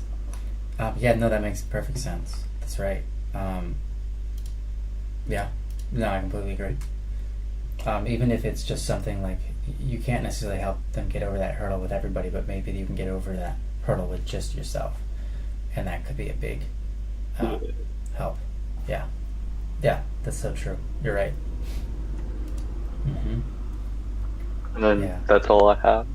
Yeah, unfortunately, I don't have more than what I've said either. That's all the approaches I can think of. And if none of those work, then here's what's going to happen. Things will fall apart. And once things fall apart, there will be two options. Fix them or don't fix them. And that responsibility is not on you. That responsibility falls on the owners of the company. And so that's why it's nice to inform them, like, before that happens, before you're even close to having that happen, so that when things fall apart, they already are a little bit prepared to fix them, instead of blindsided. Yeah, I would really recommend telling them if you can't seem to make any headway on getting them trained, either by approaching them or the person who's retiring. I would say then, yeah, it's okay if things fall apart, and sometimes when things fall apart, that's exactly what we needed, and it uncovers other things that need to be fixed. Like when you have a mental breakdown, one of the reasons it's so intense is because you're swapping out something foundational with something new, and that's needed. And sometimes that's needed in companies too, where companies have breakdowns, like they melt and they have meltdowns, and it's important for companies to go through those periods, because then they can take out some foundational stuff that was like not helping them and replace it with stuff that's smarter and wiser. So that happens. It's okay. It happens, and it can be very good. But if it doesn't have to happen, great. Let's not go there, right? Yeah. So that's all that I can really say. Yeah.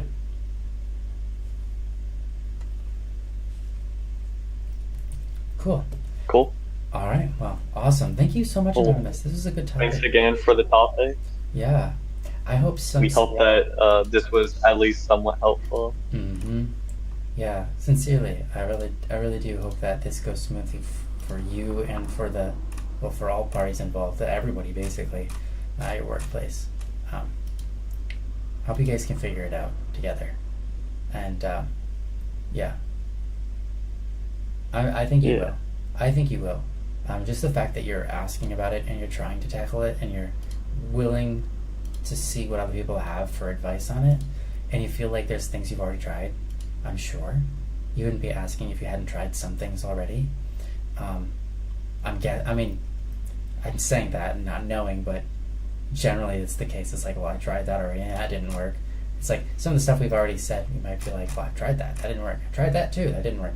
Well, hopefully we've put enough out there that something in there was new and or at least reassuring, at the very least, that hey, it's gonna be okay. Sometimes things fall apart, and then we put them back together and they're better than before. It does happen, especially in businesses, quite frequently. Not with some turmoil, but it happens. Not without turmoil, not without some turmoil, but yeah. I hope something of that way, like Mianglio said, you find useful, and uplifting and encouraging. So yeah, thank you so much. And this is great because now, Hiro, are you still with us? Yes, you are. Unfortunately, I'm the random human that many times doesn't find the motivation to change until life hits Them in the face, yes. Yep. That's relatable. Very, very, very relatable. I think I'm that kind of person. Sometimes I'm not. Sometimes I get it together, but there are many times where I haven't, and yeah.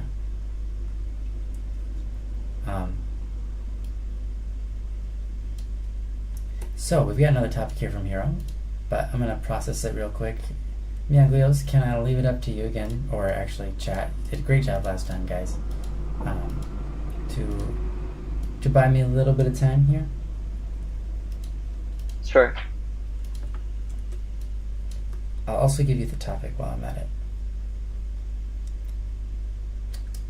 Sounds good. Here you are. Okay. New topic. There we are.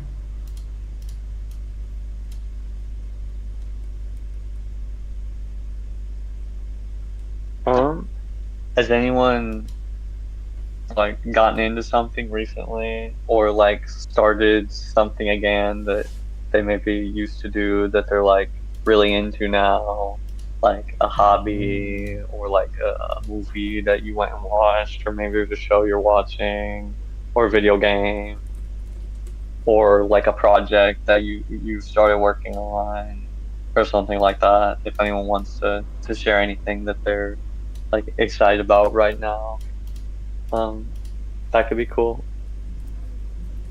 For me, That's a great question. I've kind of been off and on working on like making my first YouTube video. I've got it mostly ready to go. I think I'm gonna post it next week, Nice. and I'm pretty excited about doing that. Yeah. That is exciting. Any spoilers? Or not It's spoilers. like a little Yeah. But advertising. like, what is it? Yeah. It's based on my YouTube icon with the multicolored little thingies in a Got it. circle. You paused after saying mine. I thought you were gonna follow it up with Little Pony. It's based on my Little Hero Pony. says, oh, Hero says, I've been doing some streaming as of recent, and it's been a really fun experience so far. That's awesome, Hero. That is so I've awesome. seen like some of your posts on YouTube that you've been streaming. I haven't been able to catch one of your streams so far, but it would definitely be cool if I can make it to one of them. Yeah, I want to as well. Crazy how life is so busy. Oh, But I actually do want and to. as thanks well. for the encouragement, Hero, Yeah. on saying that, being excited about me having a video. Nice. Yeah. When you make that video, you have to send me a direct message of the video. Well, you don't Okay. have to, but I would like it if you did. Okay. I'll do that. That'd be I'll nice. do that. Sounds good. Nice for me.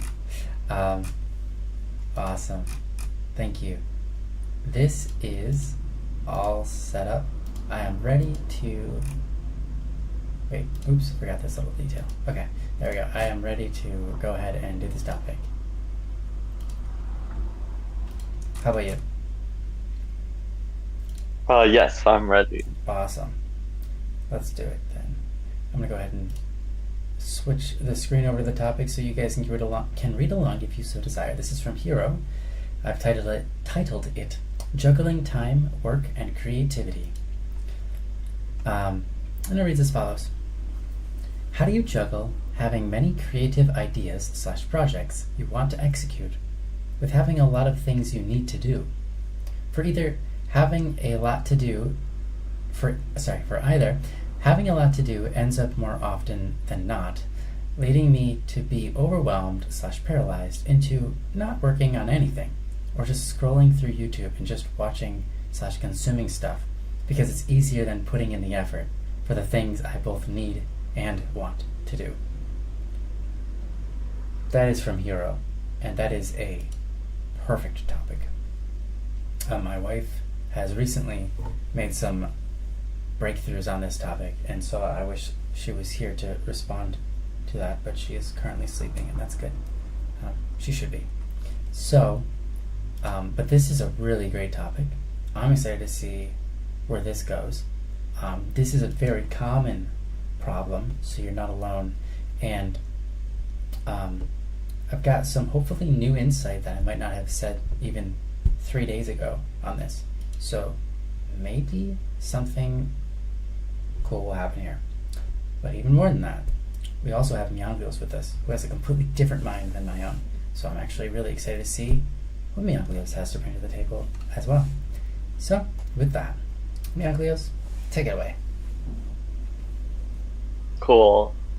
First of all, thanks for the topic, Hero. I can definitely relate to this. I haven't done too many creative projects so far. Like, I'm just kind of starting out on that end.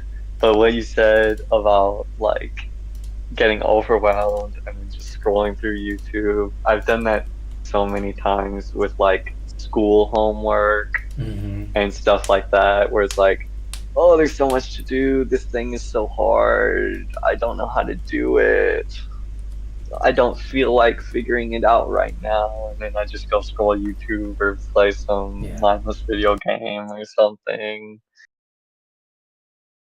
But I definitely think it's important to be able to get past that, especially like like the things you need to do are definitely important, and it's definitely important to figure out how to get past that with those two.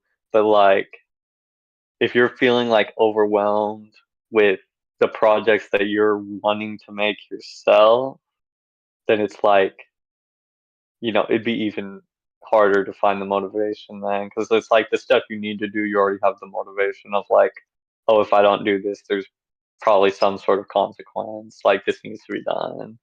And there's already that motivation there where it's like, even if you don't want to, you feel like it needs to be done.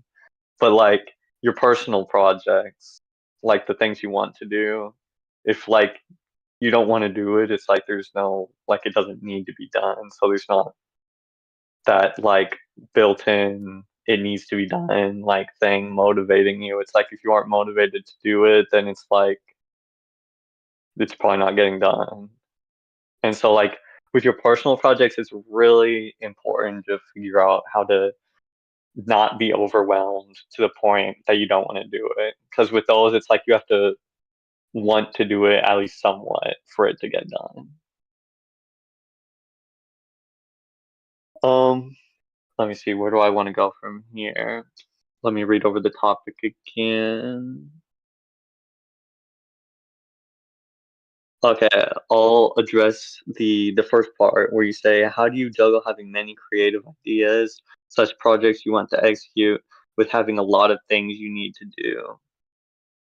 I would say, which isn't just one approach, there could be other approaches that could work, but I would say as far as having many projects you're trying to execute, choose one, like do them one at a time, or at least have one as like the main one and the others kind of like maybe working on some on the side. Because one finished project is better than like 5 halfway done projects.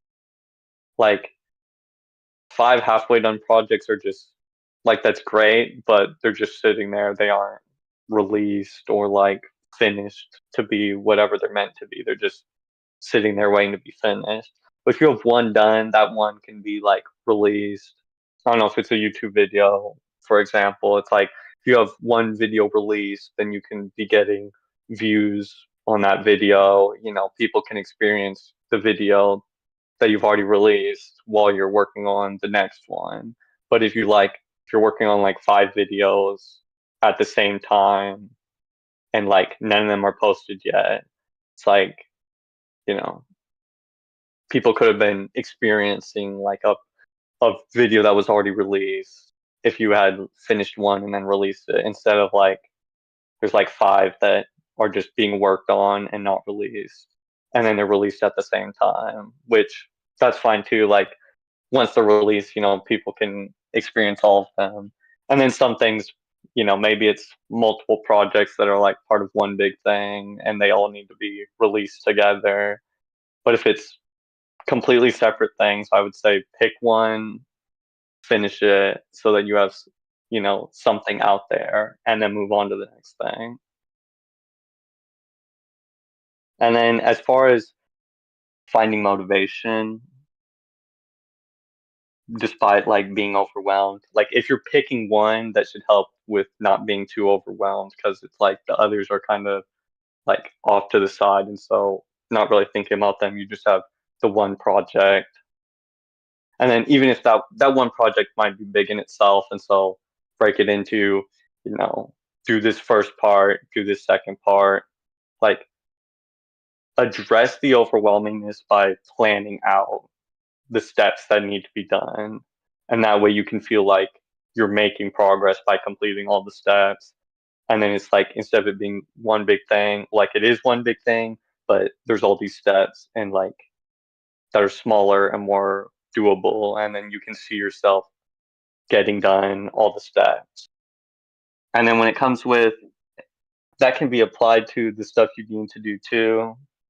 And then when it comes to the stuff you need to do that like aren't your projects that you're wanting to do, to find the motivation for that, like maybe give your maybe like if there's something you're getting out of whatever you need to do, like say it's cleaning house, like maybe you don't want to do it but it needs to be done, it's like when you're done, like the house will be clean and like that's a really nice feeling. Or maybe if you're having people over and the house is clean, then it's like, you can feel nice knowing that people get to experience the clean house. Or if it's like a homework assignment, like think about whatever you're getting out of the homework. Like maybe you're learning a new concept, or maybe it's a class you don't really care about and you're just getting the A, which that's, I guess, one more step toward your degree. And it's like this, which with that, it's like have in mind like why you're doing it. Or if it's something where like someone's just making you do it, there's not really anything in it for you at all, maybe give yourself a reward. Be like, when I'm done with this, I'm gonna go play a video game. Or if you're really wanting to get done your personal projects, like whenever you're doing the thing you needing to do, like get like excited in your head to work on your personal projects and then have that be the reward for finishing what you needed to do. Like, whenever I finish this, I'm gonna like, I don't know, I think you draw stuff, so like whenever I finish this, I'm gonna get to work on my latest drawing, and I'm like really excited to do it because like it's gonna be really cool when it's finished, and like I have lots of cool ideas for it. And then like, you know, you'll have the thing you need to do out of the way, and then you'll be ready to work on the like personal project. I feel like I was talking kind of fast, so that was like a lot right there. And No, that's I good. hope that all that was clear, and that's what I have for now. If you want to take it, Ryan. Yeah, no, that was good. Thank you. Thank you. That was great. And Hugh follows up and says, well said. I am indeed quite a bad, sorry, I am indeed quite bad at planning. Every attempt I've made to make a habit of planning my day has never lasted long. Like if it isn't quick, my brain needs variety to stay engaged. Yeah, fair. Oh no, it's okay. I figured it out. Um, that's super relatable to me. And I've never really been into planning. In fact, I stay away from it because I don't need it. I'm actually making sure that I generally don't do it. And the reason is because if I do start doing it, I'll see results, probably, but I'll also get even worse. Like, you know what I mean? Like, I'll get even worse at remembering what I'm supposed to be doing because my brain is now put that onto another, like, just forget about everything. You know, I so that's why sort of avoid it myself, but I'm not making that recommendation because, like I said, I think if I started doing to-do lists, which usually I've tried a little bit of in the past, and it just like I do it and I maintain it for like a week or two, and then I completely forget that it exists, and then I never touch it again. Then I look at it and I'm like, oh yeah, uh, I'm just gonna throw this away, you know. Um, but I think even if I did get one to work for me, if I would probably see some productive qualities of it, but at the same time, I would also probably have other consequences. Yeah. So anyways, yeah. Um, so here's some thoughts on this. This is a really great topic. Again, I think um, it's interesting because, of course, you have things that are creative that you want to do, but instead you find yourself, um, you know, going to YouTube because you're just so like it's easier to do that. You get distracted, and it's just it's like you're exhausted almost, right? Even at the idea of just doing anything, whether it's something that's creative or something that you need to do, it's kind of hard to get yourself to move and do it because you're kind of overwhelmed. And I don't think the solution necessarily is always to reduce what you have on your workload in order to make sure that you're not overwhelmed. Though sometimes that is the answer. Sometimes the answer is, well, just try to simplify things for a while, as much as you can. Keep it simple, and then keep it light. Keep it simple and light, and then slowly move up from there on what you can handle. Sometimes that's not available to you. Sometimes that's not actually a good strategy. And sometimes it is. So I think that really depends on you, what your circumstances. And to me, based off what I just read and what we talked about, I'm gonna say it's probably not what you want to do for you. Doesn't sound like you're overwhelmed in a reasonable sort of way. It's sort of I'm overwhelmed in to do these things like that stop me from doing the things I want to do and stop me from doing the things I need to do. So here's some thoughts on this. It might not be okay. Here's a couple of thoughts. It might not be that you're not motivated, right? Because maybe you are motivated, but you just find yourself feeling like it's a struggle, and you kind of just go, well, I'm gonna do the easier thing, okay?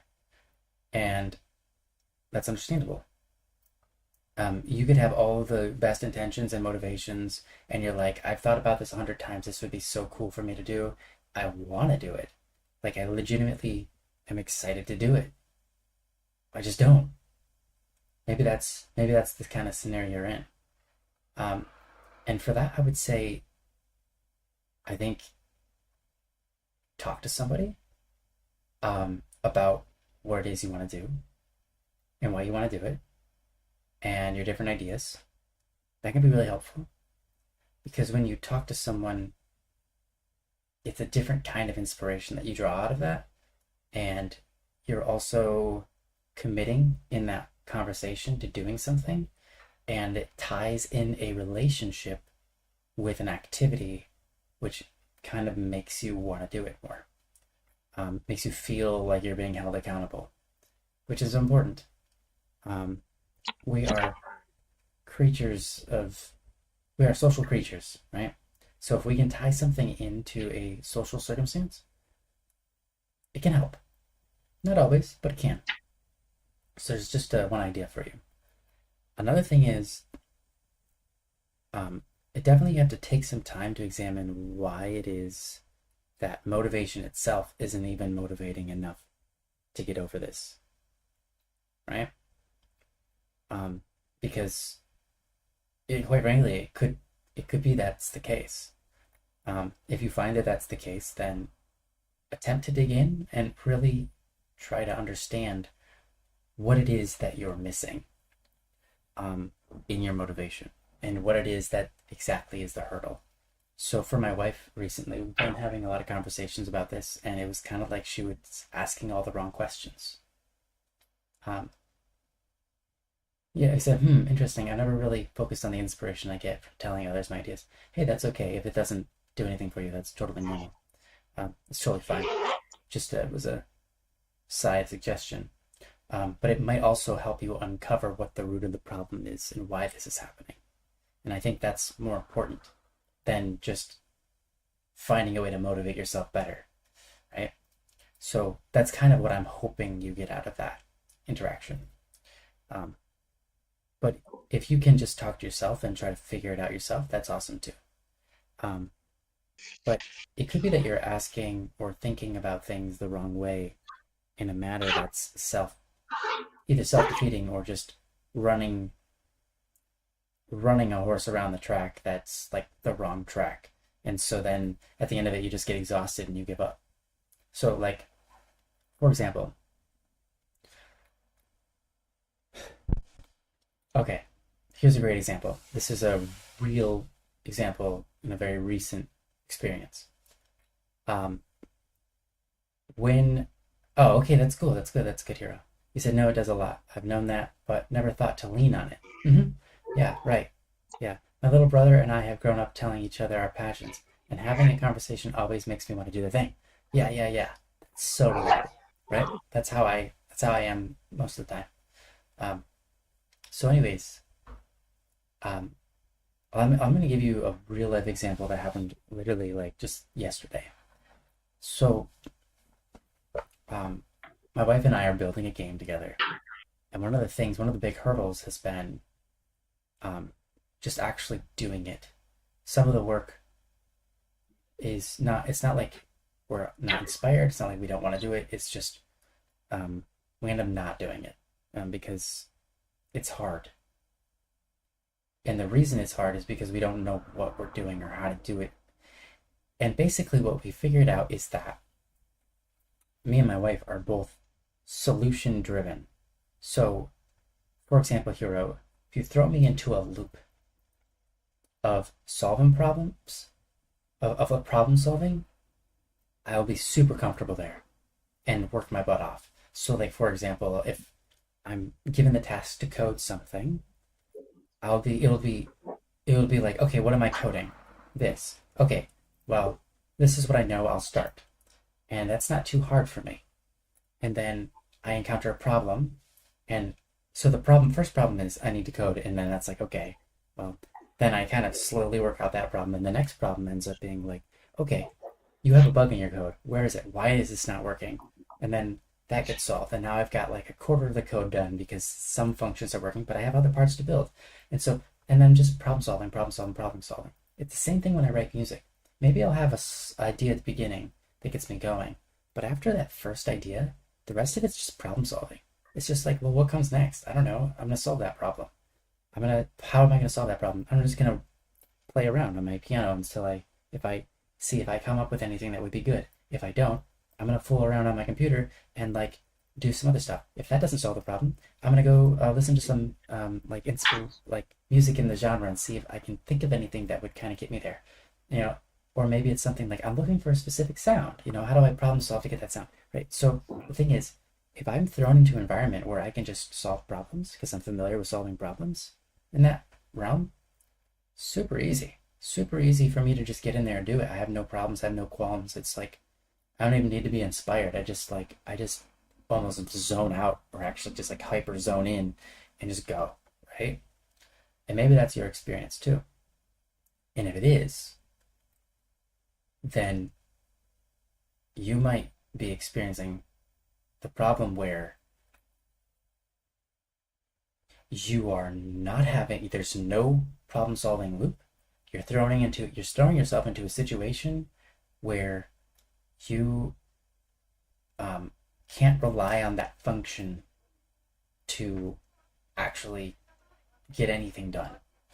So, for example, it's like, hey, design a room in a world that has completely different technology and a completely different like world from beginning to end, and like you have to design a room and what kind of things would be in that room, and then the whole house and like what the exterior of the house is and all that kind of stuff, right?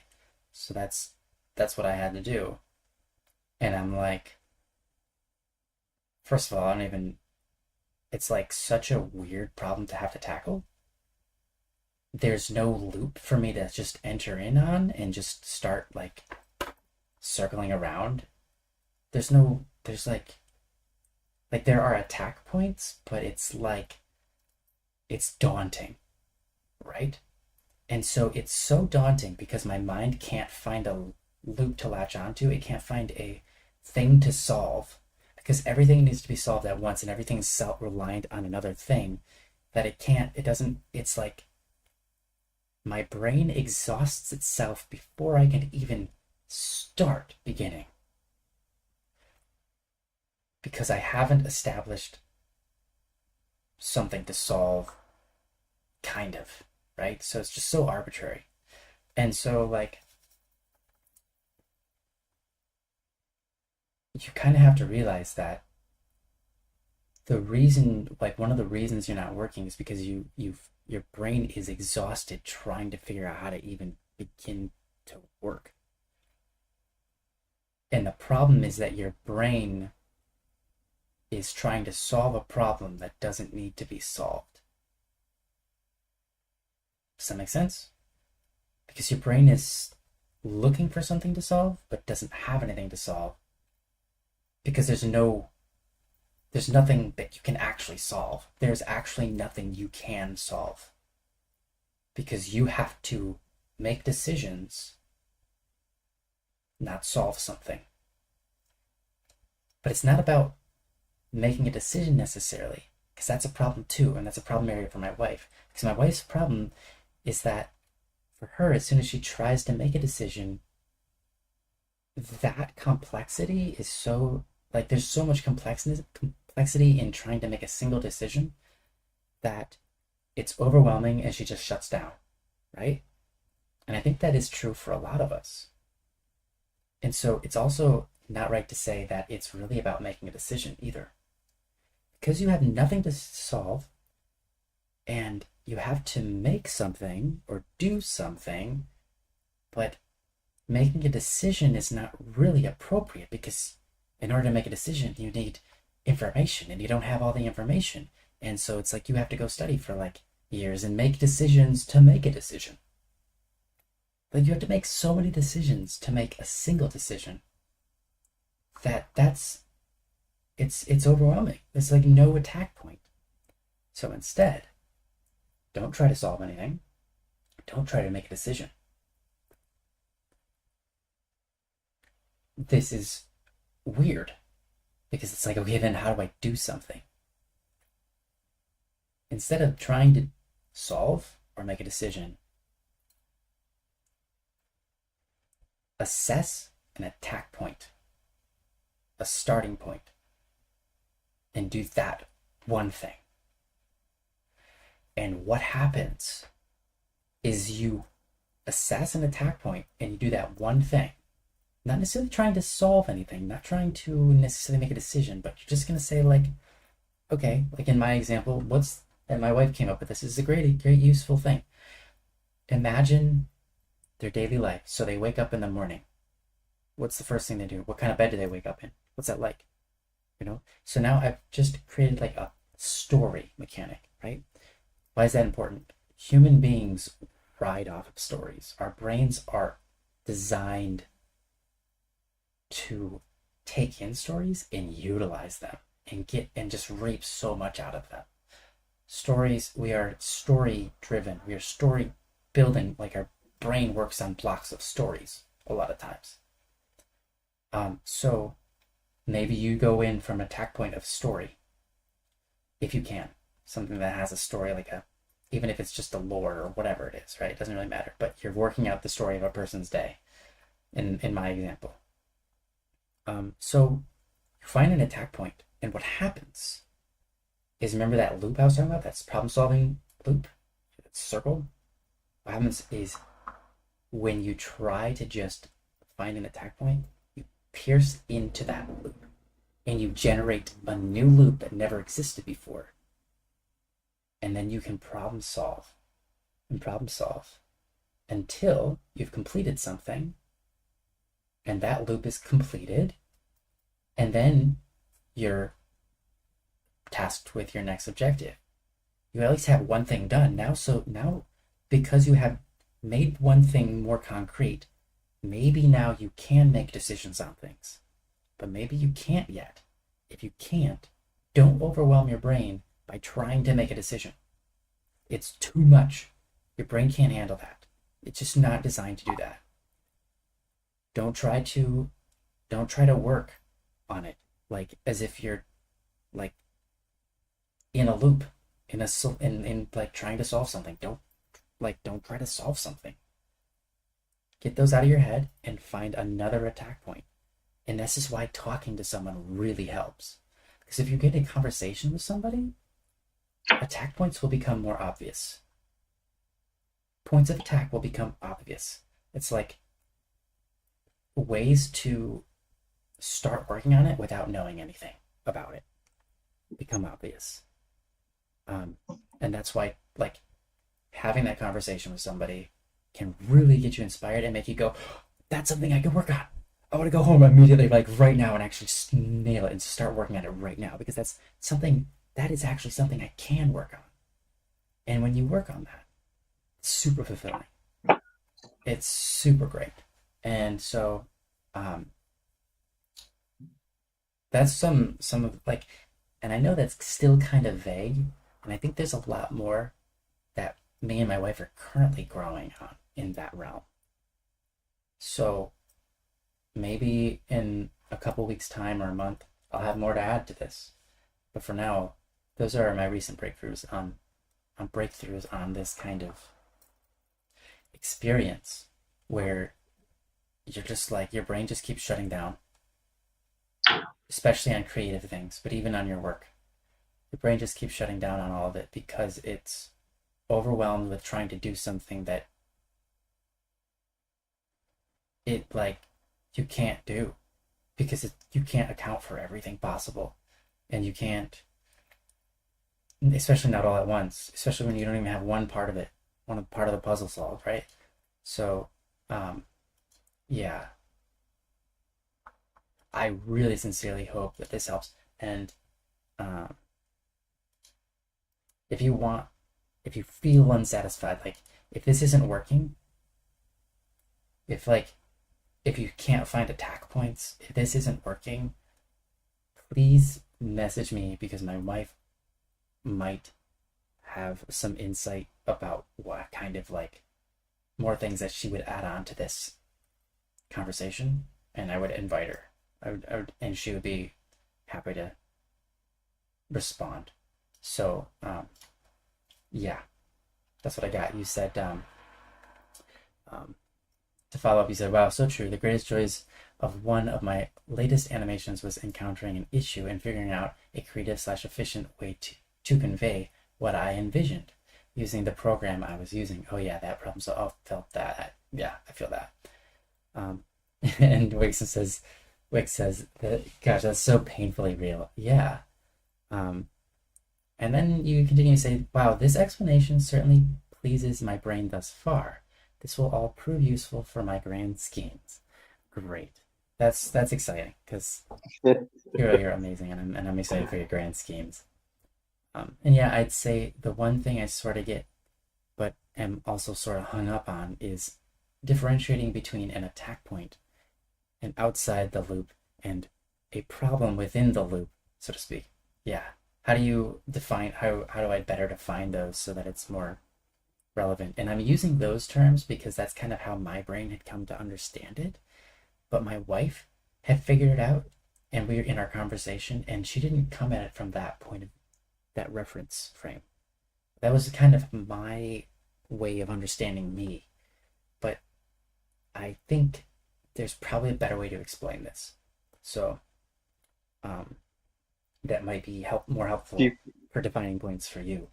So with that said, I think I'll come back to this after some thought. Yanglios, do you have anything you want to say or add, or other ways you might help define this? would you say that like the loop you're talking about is like there's like one objective, like let's say, I don't know, like you were talking about game building, like designing that house. That's Mm-hmm. like the objective, and the loop is like you know what you're going at, and it's just solving problems to get there.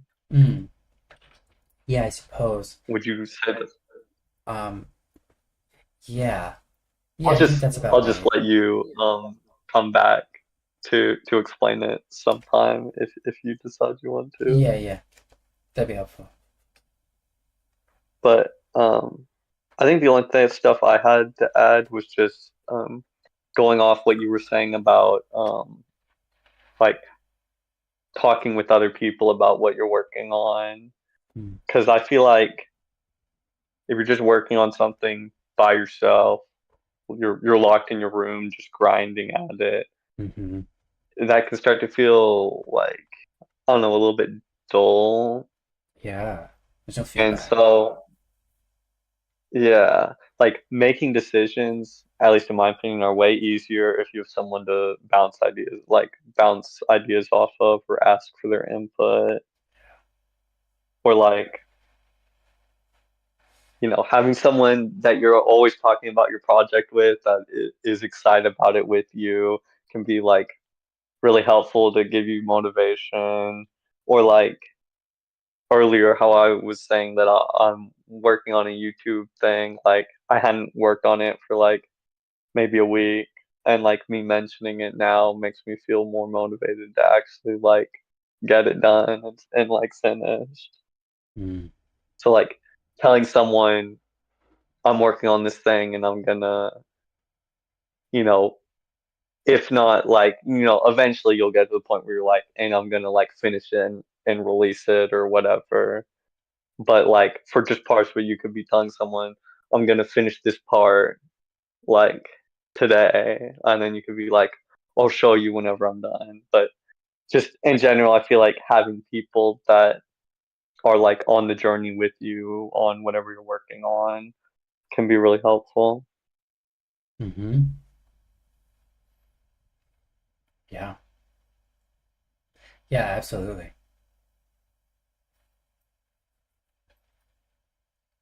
Oh, absolutely, Euro. And he said, yeah, I didn't realize how much of my motivation comes from wanting to share progress with others. Yeah, yeah, that's huge.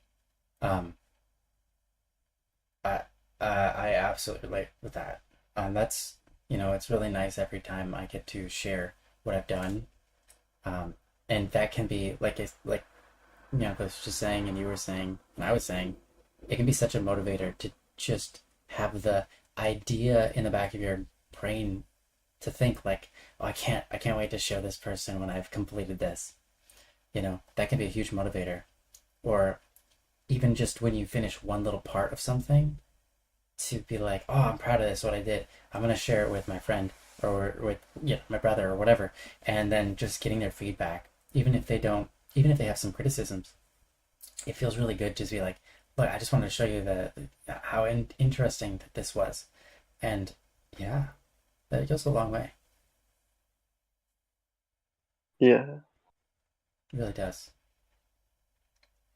Sorry, did you have more you want to add? I think that's all I have for Mm. today at least on this Yeah, topic. no, that's good. Yeah, it is 11:15 a.m. It meaning it's uh well, it's late for you. Do you have to get going? I'm sure you do. Well, you probably have to get going soon. Um, I've a little bit of time, you have but a little bit of time. yeah, Okay. kind of soon. I mean, I can continue the call Mm-hmm.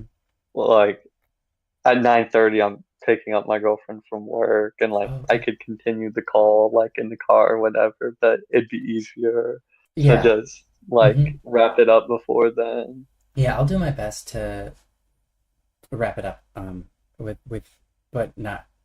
I'll try to add a little bit more of what I was trying to say earlier. as well. So I think it's important to figure out what your issues are. Why is your brain overloaded? Figure that out. Because if you can figure out why your brain is overloaded, like what questions are you asking yourself that your brain can't answer? So you might be asking yourself, well, how's this supposed to work? Or what do I need to do here? Or like, what's the decision? What's the right decision here? Or, whatever it is, figure out what actually overloads your brain if you can. And that might take like a month just to figure out. It could take like a year to figure out. But if you can figure that out, that can be really helpful. And thank you, Sally. You're awesome. Yes, go to don'tworrywednesday.com if you have any topics. But anyways, and we are like out of topics, so that would be really helpful. Please, thank you. Seriously, thank you everybody for all the topics that you have helped us with today. That was so much needed, and they were really great topics too. But anyhow, so here I think spend some time, and if you can't figure it out, talk to somebody about what's going on, and when you notice maybe where like the kind of activities that are happening that like try to get it out of yourself or help them get it out of you, what exactly the pinpoint problems are that are causing your brain to be overloaded to just simply want to shut down.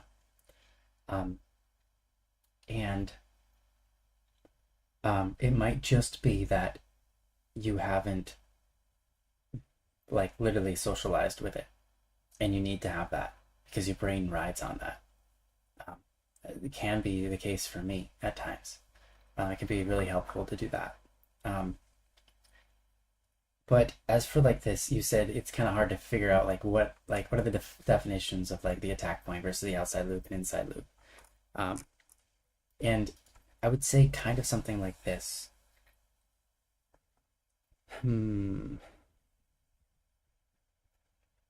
There are times when you don't have enough. What's the word?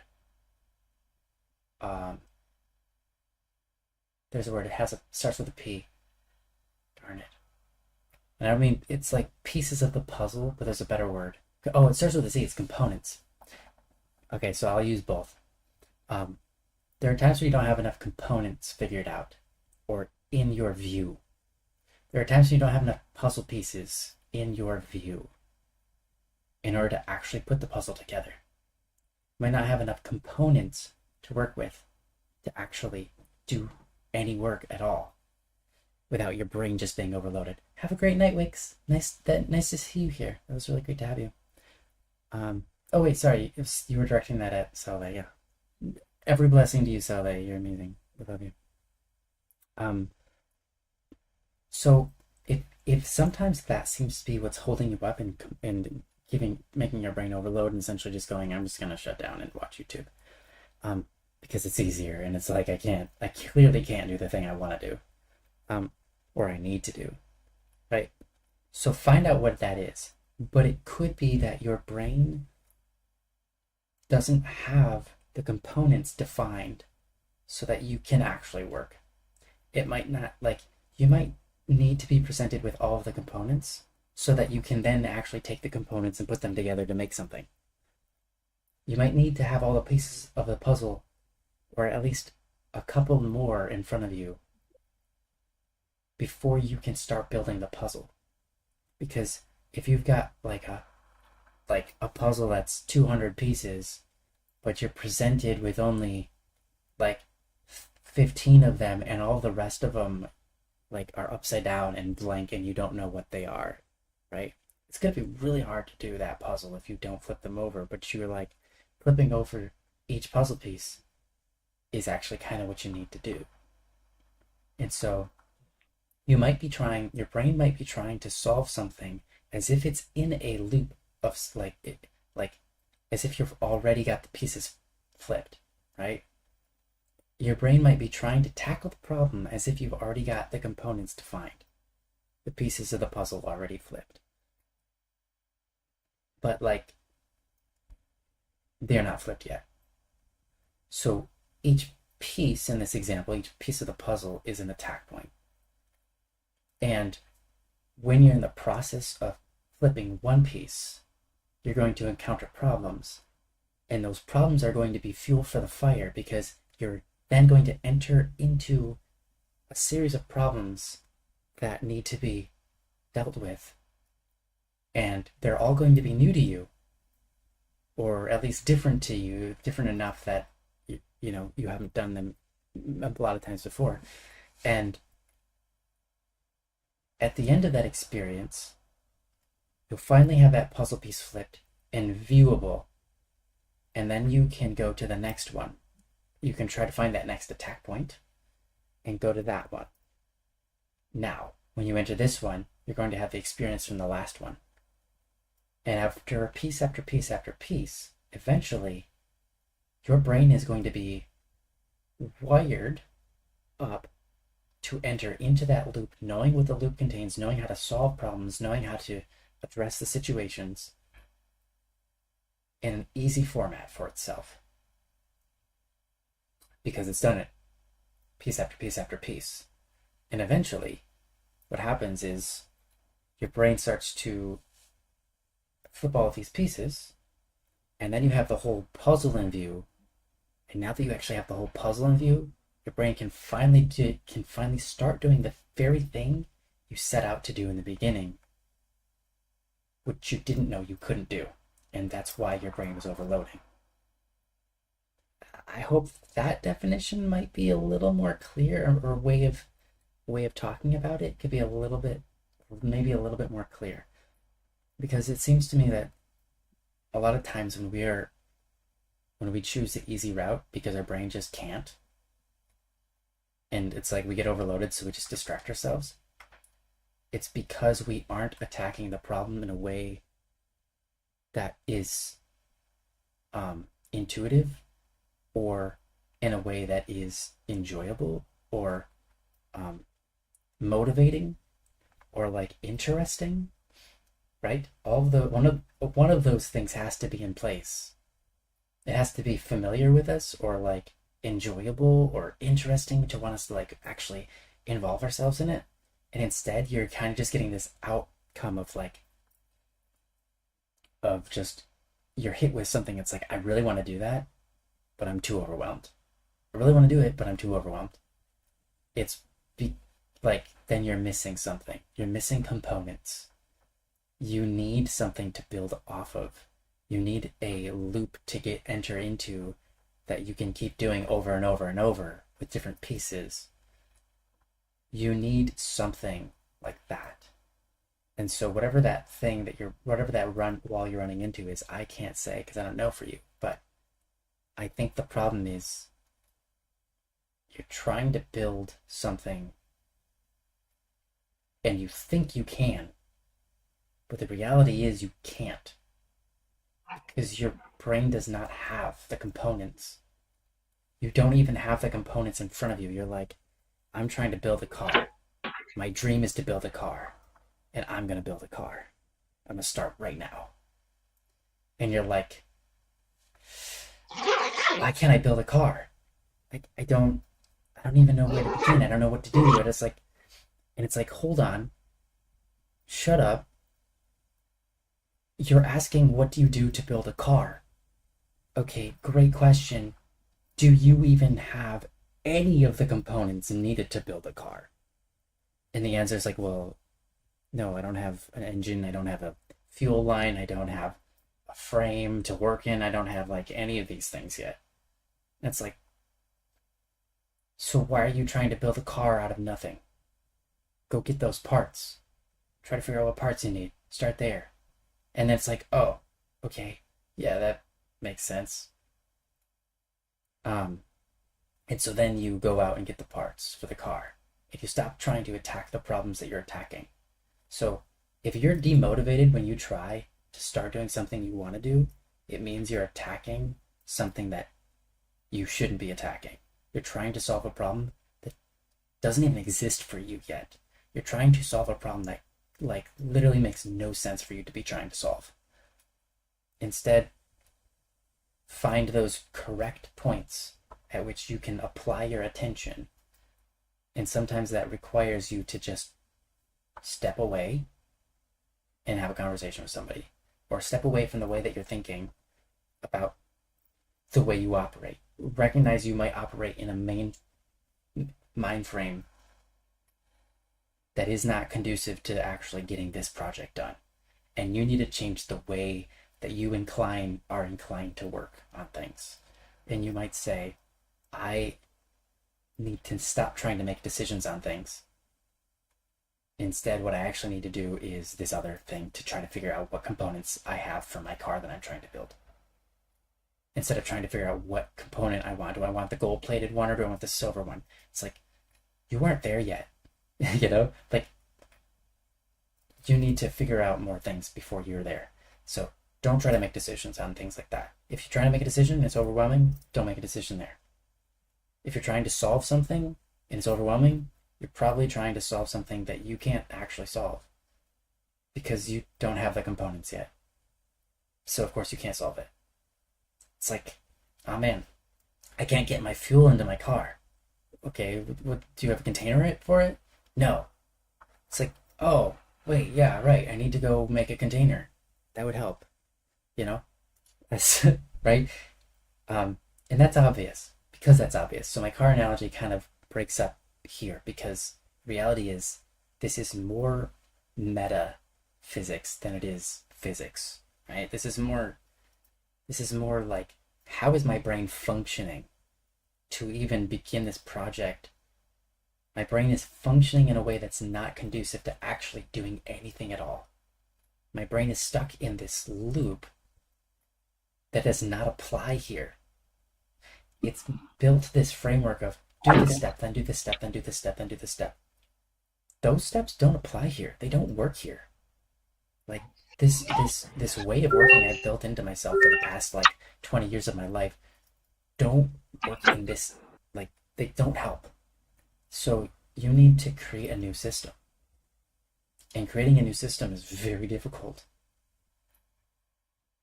But you need to create a new system.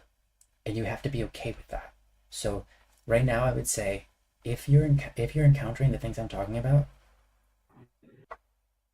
recognize that what you actually need to do is create a new system of the way that you work through things.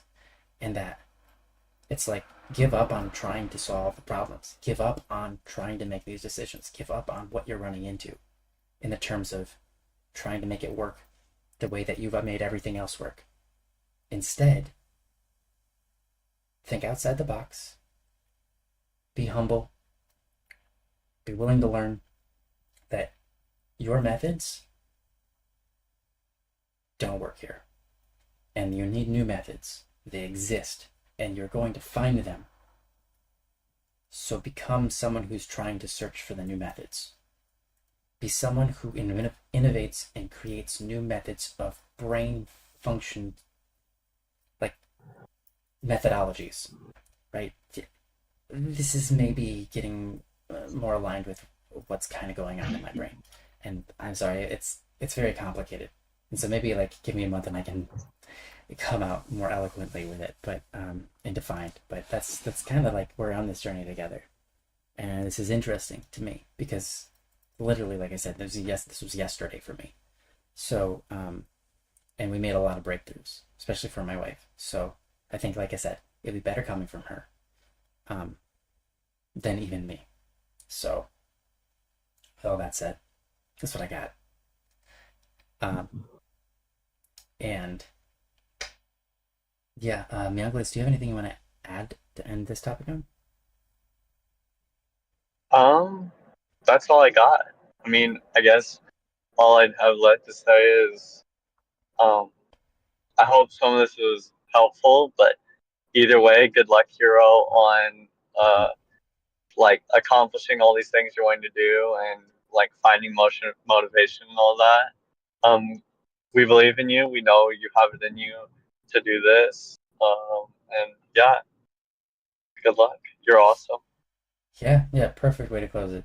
Thank you, Mianglis, and thank you, Hero, and thank you. Sorry, I can hear you're in your car now, just because the audio is a little bit different, and I apologize for dragging it out for so long, for 15 extra minutes after. I was like, well, let's wrap it up. But it's really hard to try to figure out how to define these, how I'm thinking about these things. It's really hard because it's new. Anyhow. Yeah. Yeah, sorry. And thank you for sticking around. You're amazing. Um, and have a safe drive. Thank With that said, let's close it up. Yeah, thanks for having me. Mm-hmm. Is Thank Joe you. gonna be back next week? I'm hoping so, but I actually don't know. He might be gone next week as well. So I'm gonna ask him. Okay. And So yeah, if so, then cool. That'll be awesome having Joe back. yeah, If not, then I'll be back here. Or if someone else wants to co-host with Ryan, then someone else can do that. cool. Yeah, thank you. Thank you for that, man, Bruce. Thank you for making yourself available for this. We really appreciate it, and you're great. So, yeah, it's great to have you here. Yeah. It's great to have everybody here. You guys are all awesome. Thanks for coming Yes. and joining Thanks us. for being so active in the chat Yes, seriously, thank you so much. and submitting topics. Yeah, you guys came through for that on us. Yeah. All right. Have an amazing rest of your life, and then also see you next week. And yeah, this was great. This Yeah. was great. See y'all next week. See you all. Bye now. Peace. Bye bye. See ya. All